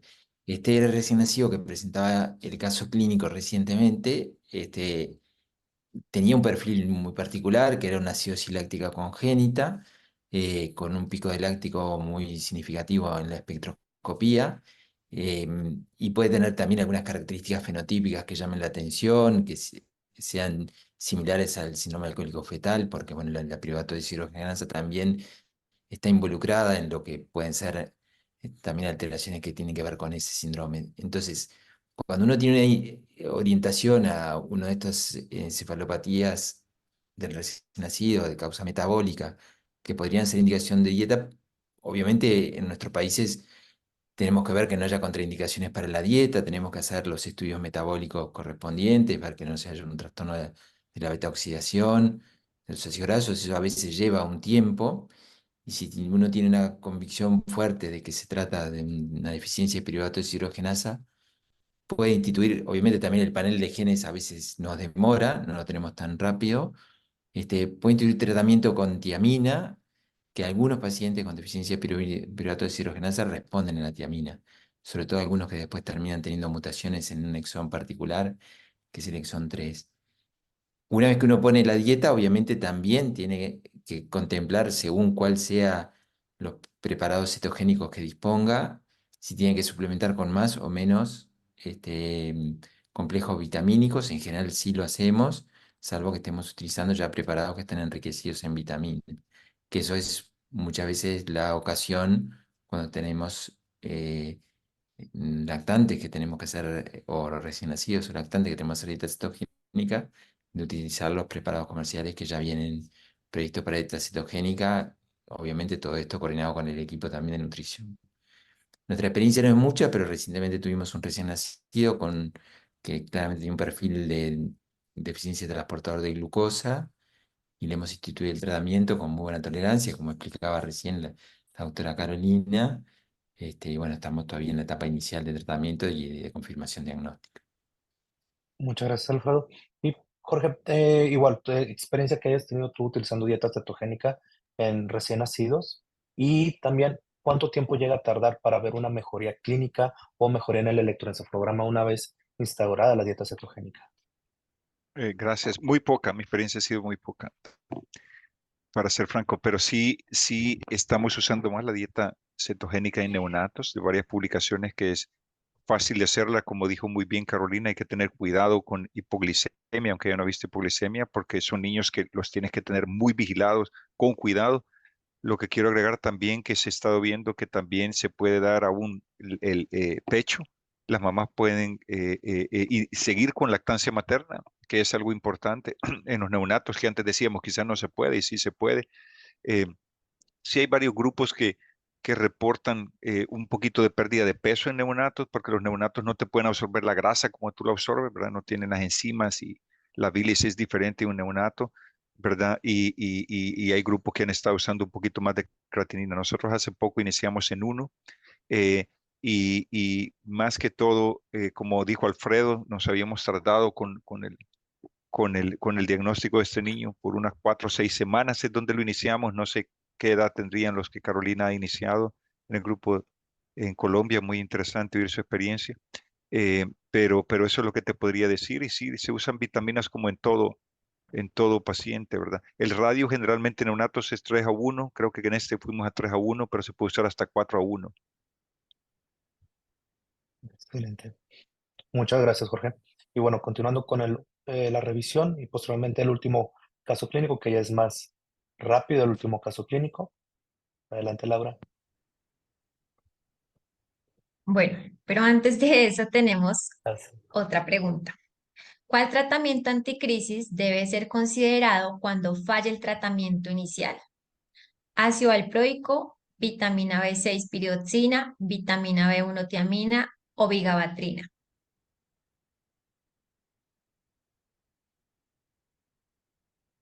Ya tomé mi café, ahora puse la respuesta correcta. Le pregunté en realidad. Bueno, excelente exponencia, excelente discusión, muchas preguntas excelentes. No nos alcanza el tiempo. ¿Cómo puede ser? Bueno, voy Bueno, a ver, vamos a mostrar los resultados. muy bien, vitamina B6 piridoxina. Entonces, para continuar la revisión, breve revisión, enfocándonos en este tipo de epilepsias de origen metabólico, entonces, ya sabemos que se da el manejo inicial, Si este manejo no funciona, debemos irnos hacia pensar en una etiología metabólica, genética. Entonces, tenemos varias opciones. Entre las opciones tenemos la piridoxina con una dosis inicial de 100, de mantenimiento de 30, o fosfato de piridoxal, ya sea ácido folínico bioral, biotina, pensando en una deficiencia de biotinidasa, benzoato de sodio o estrometorfano, pensando en una hiperglicemia no cetósica, o dieta cetogénica, pensando en algunos trastornos específicos que ya vamos a nombrar. Entonces, la dieta cetogénica tiene unas indicaciones, según el último consenso de la ILAE, que son como sus indicaciones absolutas. ¿Por qué? Porque ya se han demostrado en diferentes estudios que cuando se da la dieta cetogénica en estas patologías, tenemos una reducción de más del 50% de las crisis. ¿En cuál patología debemos tener como línea de base y como pilar de tratamiento la dieta cetogénica? Cuando tenemos un déficit de transportador de GLUT1 y cuando tenemos una deficiencia de piruvato deshidrogenasa, porque la dieta cetogénica con sus cuerpos cetónicos son los que nos van a dar el combustible que el cerebro necesita, que no lo puede obtener pues por este problema en estas mutaciones, ya sea porque la glucosa no puede entrar al cerebro o porque el acetil-CoA no se puede obtener por medio del piruvato porque pues nos falla la piruvato deshidrogenasa. Estas son las otras patologías en la cual ya se ha demostrado que la dieta cetogénica tiene muy buena respuesta. Trastornos de complejo mitocondrial, Alzheimer, Dravet, la epilepsia con crisis mioclónicas atónicas, FIRES, espasmos infantiles, el Ohtahara, bueno, que antes ella era llamado Ohtahara, ahora sabemos que es encefalopatía del lactante, estatus epiléptico suprarrefractario y complejo de esclerosis tuberosa.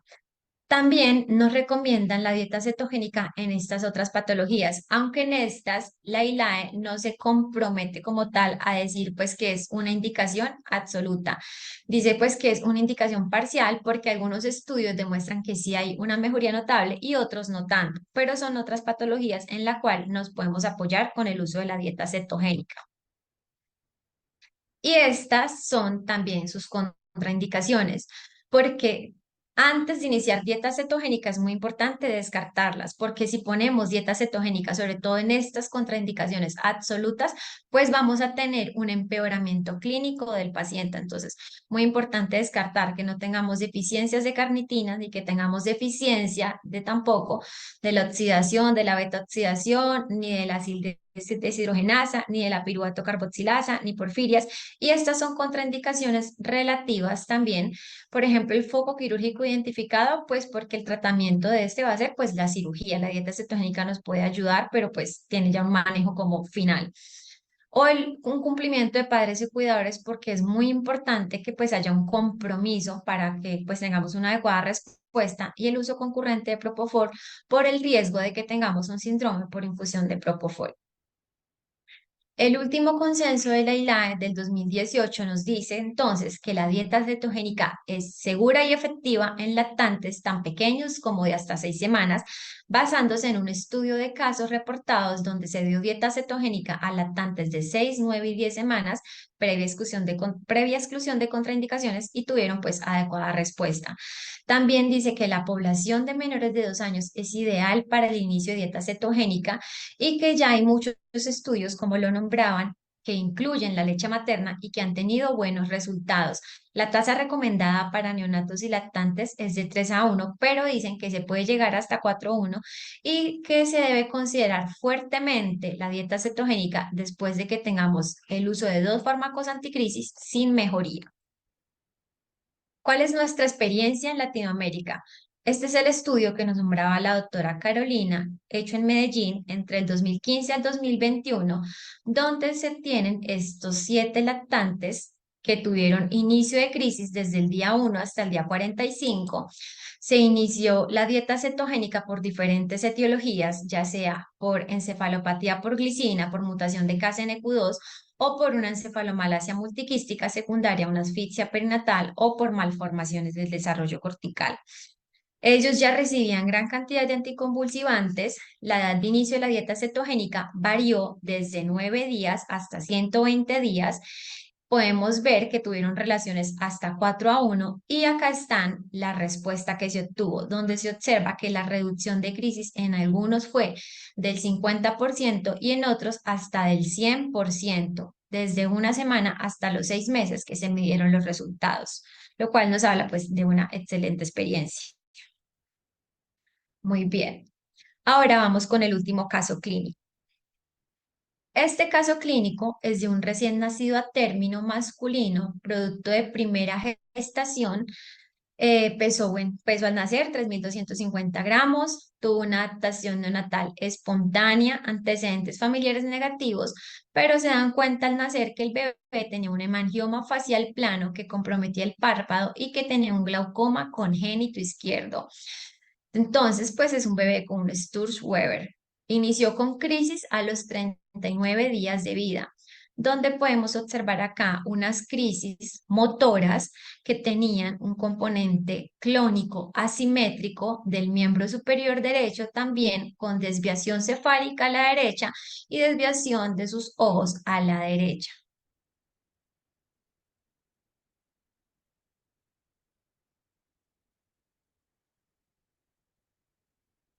Con parpadeo ictal además. Muy bien. Estas son las crisis que tenía este bebé. Se hizo electroencefalograma donde se observa que había una actividad epileptogénica principalmente del hemisferio izquierdo, como podemos observar. Persiste esa actividad y además también tenía a veces actividad en ambos hemisferios con posterior aplanamiento de ese trazado electroencefalograma. Esta es la resonancia que tenemos de este bebé, donde podemos observar que a pesar de que su hemangioma era solamente en la hemicara izquierda, este bebé tenía una angiomatosis pial bilateral, lo cual es raro, solamente se presenta en el 15 al 20% de los síndromes de Sturge-Weber. Vemos que también tenía una hipertrofia de sus plexos coroides y producto de esa angiomatosis tenía gran afectación de su parénquima cerebral con atrofia bilateral. Entonces, a este niño se le empezó un manejo. Este niño fue un niño que nos interconsultaron, ya tenía múltiples manejos porque este niño había ingresado muchas veces a la UCI por estatus, por lo cual se le había ido agregando cada vez que ingresaba nuevos manejos con anticrisis y tenía pues todo este manejo. Cuando lo interconsultaron, debido a la complejidad, finalmente se decidió dejar manejo con levetiracetam. Se suspendió la dieta cetogénica, se dejó topiramato, se inició escarbazepina, se suspendió la fenitoína, se cambió por clobazam y se recomendó un uso de benzodiazepinas rectales como métodos abortivos de estatus en casa. Muy bien, entonces tenemos una pregunta de este caso. ¿Considera usted que este paciente es candidato a cirugía de epilepsia? ¿Sí o no?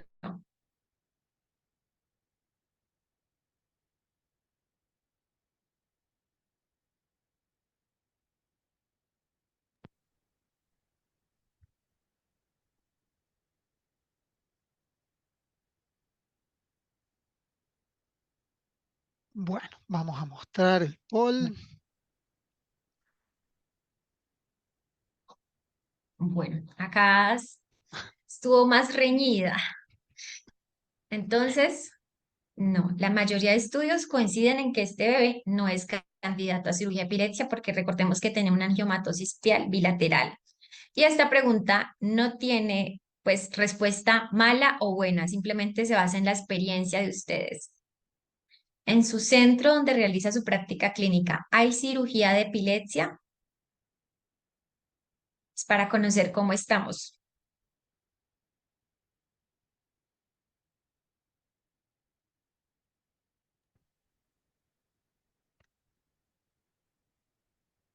Excelente preguntas, excelente participación. Vamos a mostrar el poll porque ya eh, nos queda mucho por hacer, Jorge, Ana Alfredo, ¿eh? Carolina, ¿qué le parece? Bueno, ahí vamos la respuesta. Bueno, como nos damos cuenta, pues es algo que como que preocupa, que en la mayoría de centros no se cuenta, pues con cirugía de epilepsia. Ahora continuamos nuevamente con la discusión de nuestros panelistas. Y aquí abro la pregunta también a los panelistas que nos acompañan. ¿Qué tan seguro es realizar la cirugía de epilepsia bien, cuando está bien diagnosticado el paciente y en el trastorno correcto en recién nacidos? ¿Es seguro realizarla en pacientes neonatos? ¿O a qué edad es recomendable utilizar o sugerir la cirugía de epilepsia en ellos? Dejo abierto el micrófono para nuestros panelistas. Honestamente, nuestra experiencia en recién nacidos es nula. Incluso, bueno, como un país chico y con una población pequeña, en el Uruguay son 3 millones, es difícil también adquirir experiencia en lactantes. A nivel mundial tengo entendido que sí, y nosotros hemos tenido pacientes que se han intervenido en centros de la región, de países vecinos, sin etapa de lactantes sobre los 5 o 6 meses, pero previo a eso considero que debe ser las complejidades técnicas y de procedimiento deben ser mayores, pero seguramente Jorge y Carolina tengan más experiencia en este sentido. Yo le voy a dar la palabra al doctor Jorge porque nosotros no tenemos experiencia. Igual que dice el doctor Alfredo, uno pues consume literatura que dice que sí, que hay reportes y que es seguro y que es viable, pero nosotros no tenemos experiencia en cirugía de epilepsia neonatal. Sí, Igual, sí, siempre es. Jorge, y también aquí para el doctor Juan Pablo Apendino, que son los epileptólogos que nos acompañan y que están en centros más grandes en países de primer mundo, Estados Unidos y Canadá, que nos compartan si han tenido algo de experiencia con estos pacientes. Vamos a dejar al doctor Vidaurre que participe primero, que es nuestro Sí, yo le invitado. digo, los canadienses son más relajados, así que les voy a decir lo que hacemos en Estados Unidos, por lo menos en Colombo, sí, con nuestros vecinos en Cleveland y Cincinnati. Depende del neurocirujano, número uno, de qué tan cómodo se sienta. Nosotros en nuestro centro tratamos, si es posible, que los niños lleguen por lo menos a 10 libras. No quiere decir que lo pasamos engordando, pero un poquito. Eh, Aún así, depende de la encefalopatía. Acabamos de tener un niño con una hemimegalencefalia que estaba casi por morirse en las crisis, que no lo podíamos controlar y se operó antes de las 10 libras. Eh, pero le decimos el riesgo a los papás. Lo que pasa es que cuando tienes un neonato con 10 ml, por eso te quiero dar una idea, con 10 ml de sangre que pierde ese niño es que requieres transfusión, ¿ok? Y una hemisferectomía definitivamente te va a tomar por lo menos 10 ml. Entonces tenemos que tener anestesistas que estén bien, tener transfusión a la mano, pero casi todas las cirugías nos han salido muy bien. Los cirujanos generalmente saben cómo hacer una hemisferectomía. Yo hablé con mis amigos de Cleveland, hace poco tuvimos esa discusión y se han operado niños hasta de casi un poquito más de 6 libras, 7 libras, que son bien pequeñitos. Nosotros creo que nos atreveríamos a eso, pero 10 libras es ideal, pero la verdad que depende del caso. Si es un caso a veces de vida o muerte, pues lo hacemos, ¿verdad? Hablamos del riesgo con los papás. Y en Canadá, JP, dinos qué haces. Nosotros hacemos todo. No. Imaginé, ¿ya ves? Gracias, Jorge. Sí, para aquellos que no están acostumbrados a 10 libras, serían más o menos 4 o 4,5 kilogramos.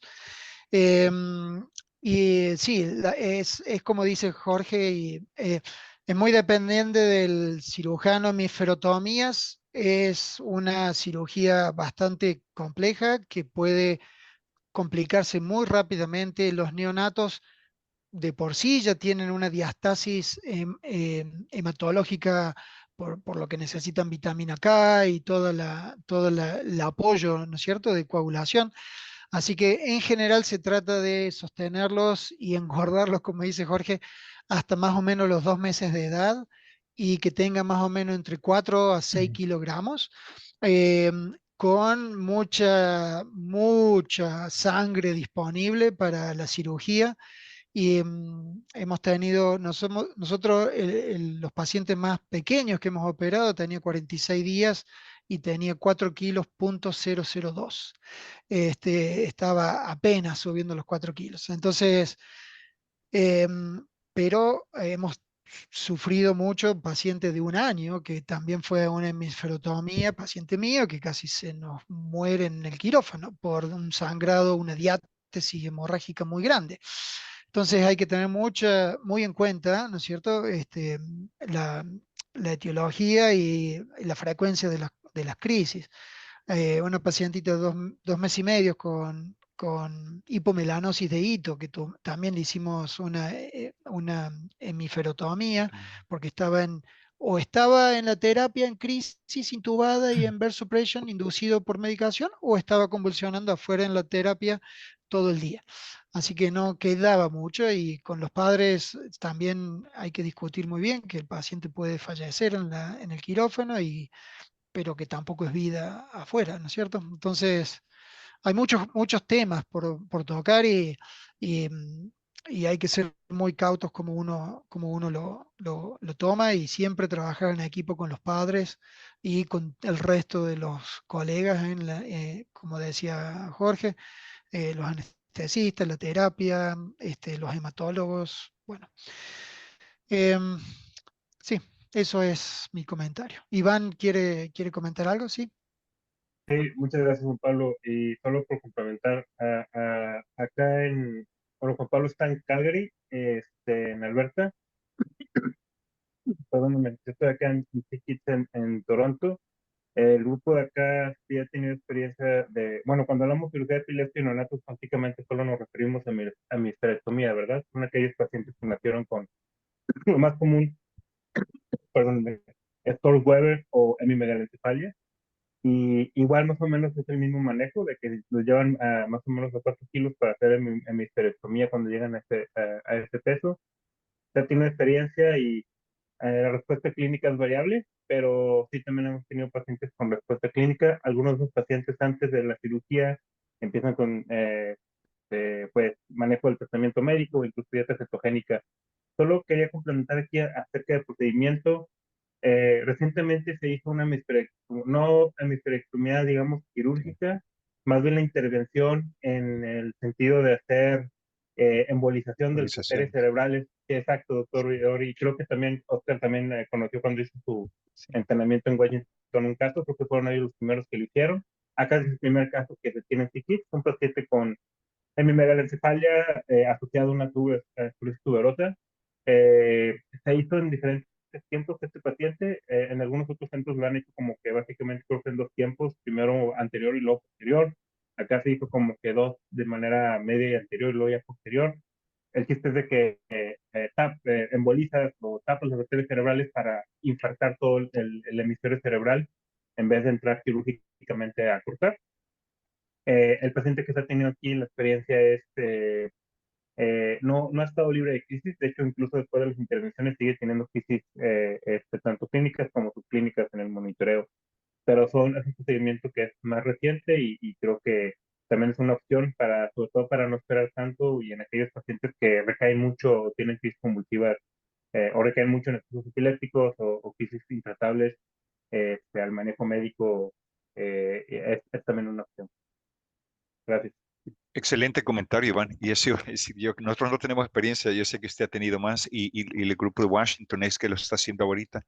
Nosotros tenemos una residente que se está entrenando y está en la parte de neonatología en Washington ahorita, y estamos hablando de todos los casos que están haciendo, ganando mucha experiencia y yo creo que es algo que va a cambiar el futuro de cómo vemos esto. Último Bueno, comentario, lo quiero decir rápido, Juan Pablo, porque es necesario. El caso que se presentó fue bilateral. Cuando nosotros hablamos de si es un candidato a cirugía, solo para recalcar, estamos pensando en cirugía resectiva, o sea, quitar alguna parte, pero si hablamos de cirugía paliativa, es otra cosa, ¿verdad? Donde incluimos calosotomías, que no es este caso era focal, pero BNS. Yo tengo un caso como ese paciente, lastimosamente, que no pudimos hacer una cirugía resectiva y implantamos un BNS. Tampoco, la verdad es que esos casos son severos, no importa que hagan, lastimosamente. Pero es algo para pensarlo, ¿verdad? Si se tiene los recursos que no creo que se tengan en Latinoamérica. Sí, BNS. gracias, Jorge. Sí, excelente. Iba a comentar justamente eso, que preguntaban si las crisis son unilaterales en este momento. Y sí, uno se tienta a ofrecer cirugía resectiva, pero tarde o temprano las crisis aparecen del otro lado y uno ya lo deja al niño con hemiplegia, con déficit motores y encima con convulsiones o con crisis en el futuro. Entonces, uno lo piensa distinto, como Jorge decía, y es más paliativo y creo que todos tenemos un caso de Sturge-Weber bilateral. Porque yo también tengo uno con dieta cetogénica, con VNS y con polifarmacia, 3 medicamentos que a veces 4. Pero bueno, creo que estamos en la hora. Yo no quiero demorar más, sé que todo el mundo, quiero agradecer a todos los participantes que han estoicamente aguantado la jornada del día de la fecha y realmente ahí pusimos los links en el chat para que pudieran obtener su certificado. Tiene un certificado de educación médica continua del Royal College de acá de Canadá y de la Universidad de Calgary, así que si quieren seguir el link, eh, más que agradecidos para poder eh, saber qué se puede hacer mejor la próxima vez. Y bueno, nos vamos a tomar una pausa por unos meses. Viene el verano en la parte del norte, así que vamos a tratar de revisitar qué podemos hacer el año que viene, si realmente lo seguimos o no. Creo que hemos tenido buen perfil y buena aceptación de nuestros colegas, así que creería que vamos a seguir. Y bueno, nos gustaría participar, escucharlos y ver qué temas podemos abordar la próxima vez. Oscar, Iván, los dejo para que hagan el cierre final y yo quería personalmente agradecerle a Alfredo, Carolina, Jorge y Laura, que toda la participación y toda la buena onda que nos pusieron y todo el conocimiento que han compartido. Excelente, muchísimas gracias. ¿Mm? Muchas gracias, Juan Pablo. Y sí, para continuar ya por horas del tiempo, para poder tener la oportunidad de hacer algunas preguntas que quedan del público. Iván, si nos podrías apoyar para moderar lo último.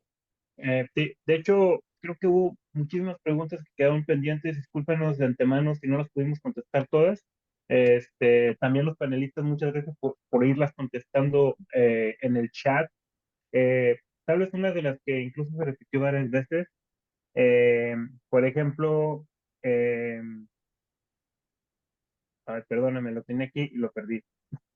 Ah, perdón, por ejemplo, una que yo creo que ya se abordó mucho, pero una que se repitió varias veces y tal vez solamente para enfatizar. Dicen que se preguntó muchas veces que si las crisis tónicas y secuenciales se orientan muy fuertemente a etiología genética.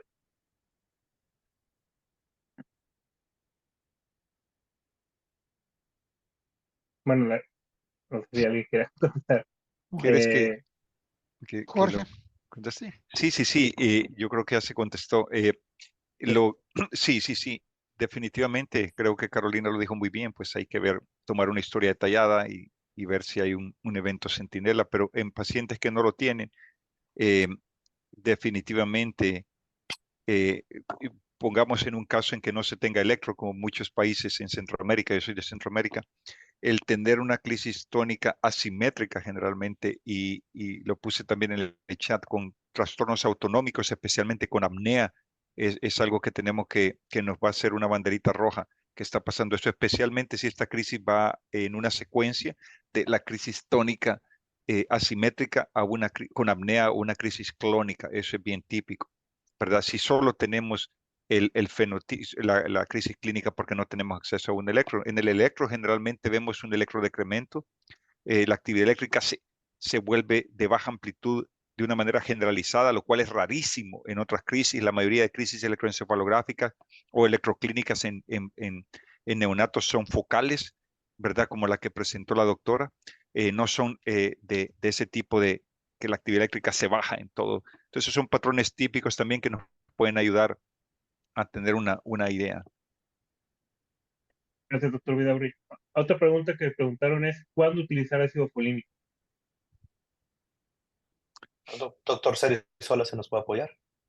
Me- Cada vez se usa menos, cada vez se duda más del beneficio del ácido folínico y sí de usar como etiología está muy asociado a las vitaminas sensibles de piridoxina y piridoxalfosfato. Entonces, en general, también todo esto depende de la disponibilidad que haya en nuestros países, porque en muchos países hay piridoxina, pero no piridoxalfosfato.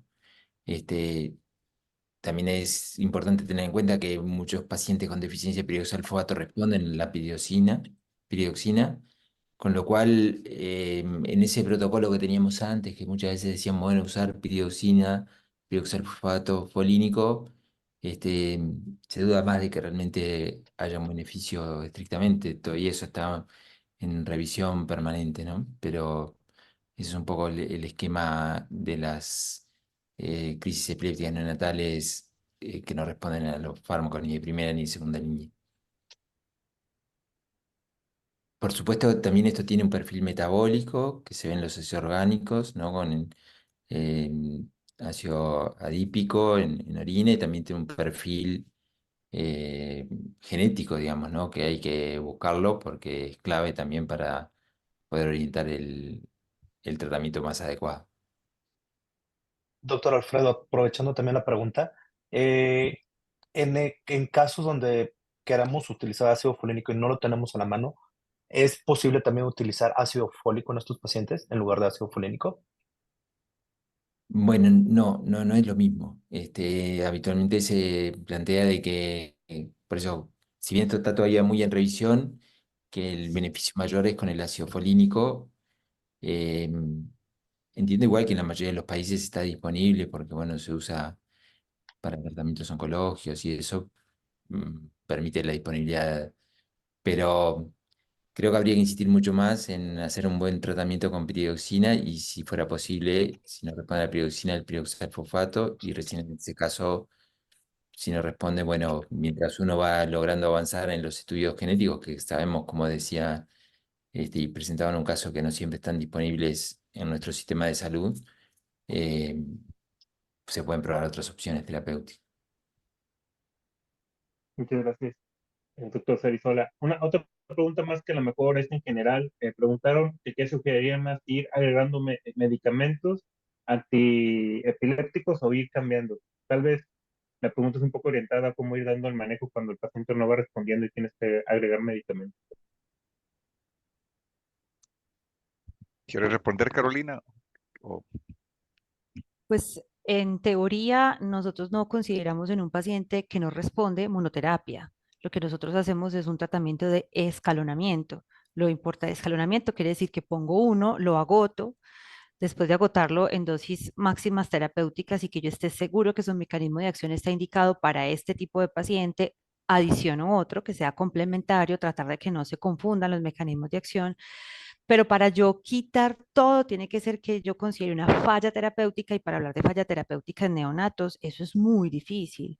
Es más fácil hablar de que el paciente no responde a la monoterapia y que pasamos a politerapia antes que decir que hay una falla terapéutica, retiro todo el tratamiento e inicio con una nueva secuencia.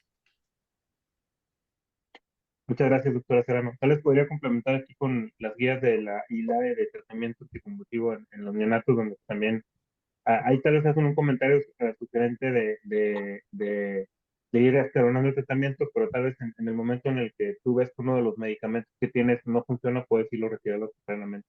Pero básicamente es de acuerdo a su comentario, doctora, de ir como que agregando tratamientos hasta que se resuelven las crisis. Iván, Una pregunta, perdóneme, sí. perdón, lo voy a complicar un poquito más porque tenemos que complicarlo. Sí, depende de que yo pienso Ujú. que históricamente también, solo voy a mencionar rapidito el grupo más grande que es hipoxia isquémica, hipoxia isquemia en niños, ¿verdad? Que tienen crisis electroencefalográfica y ya lo estamos viendo acá y tienen esa tormenta.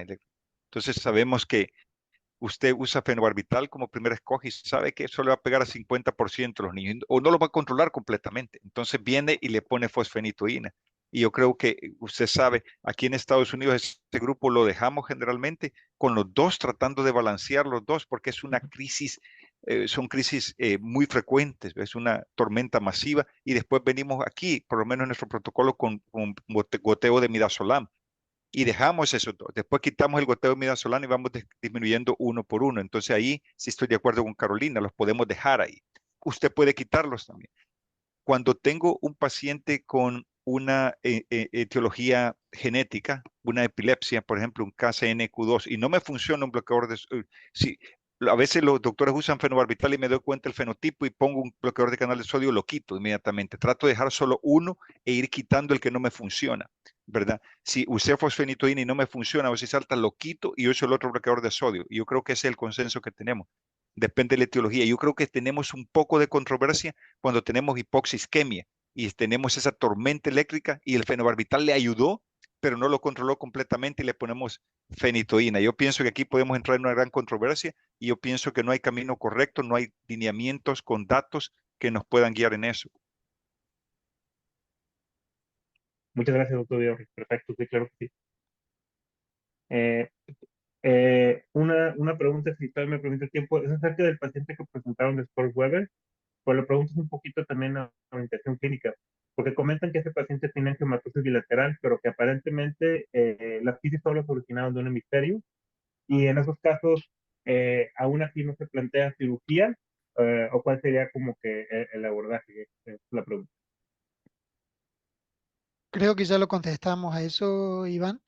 El abordaje es ser cautos y no llevar a cirugía porque el hemisferio contralateral va a tener crisis en el futuro, muy probablemente. Pero no sé si hay algún otro pensamiento, Jorge, Carolina, Alfredo. No, Iván, es la pregunta del millón. Yo lo he pensado en pacientes con ACARD, por ejemplo, eh, Ujú. donde son bilaterales, pero un hemisferio está más afectado y me está dando los espasmos o me está dando las crisis.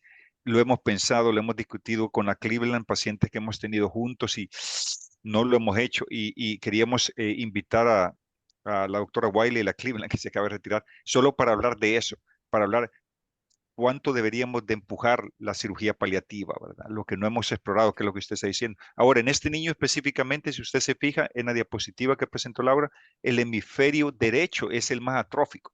Entonces, usted quitaría, y la crisis venía del hemisferio izquierdo, se recuerda que su manito derecha tuvo la crisis y nos la enseñó el hemisferio izquierdo. O sea que tendría que hacer una hemisferectomía del izquierdo y dejar ese pedacito que tiene en el derecho. Y eso está dejando un hemisferio enfermo ahí. Al final, los pacientes, lastimosamente, yo siempre lo digo, es el peor caso que usted puede tener porque estos niños sufren y es una tortura, como lo dijo muy bien Juan Pablo, no, yo nunca lo he dicho de esa manera, pero a veces el seguir viviendo es una tortura, ¿verdad? No, pero es un daño que no lo hemos hecho. Yo creo que muchos de los centros acá en Canadá no hemos llegado a esa forma de Ay, paliación. sí, gracias, Jorge. Es un tema, hablábamos cuando preparábamos esta charla con Oscar, cuánto, cuánto se discute en los países de Latinoamérica el retirar el apoyo terapéutico y dejar la naturaleza evolucionar, ¿no? Pero bueno, eso lo dejaremos a un tema de ética que se me ocurre va a ser un tema muy bueno para abordar en el próximo año. Creo que estamos a tiempo ya, 2 horas, los hemos matado a todos. Vamos.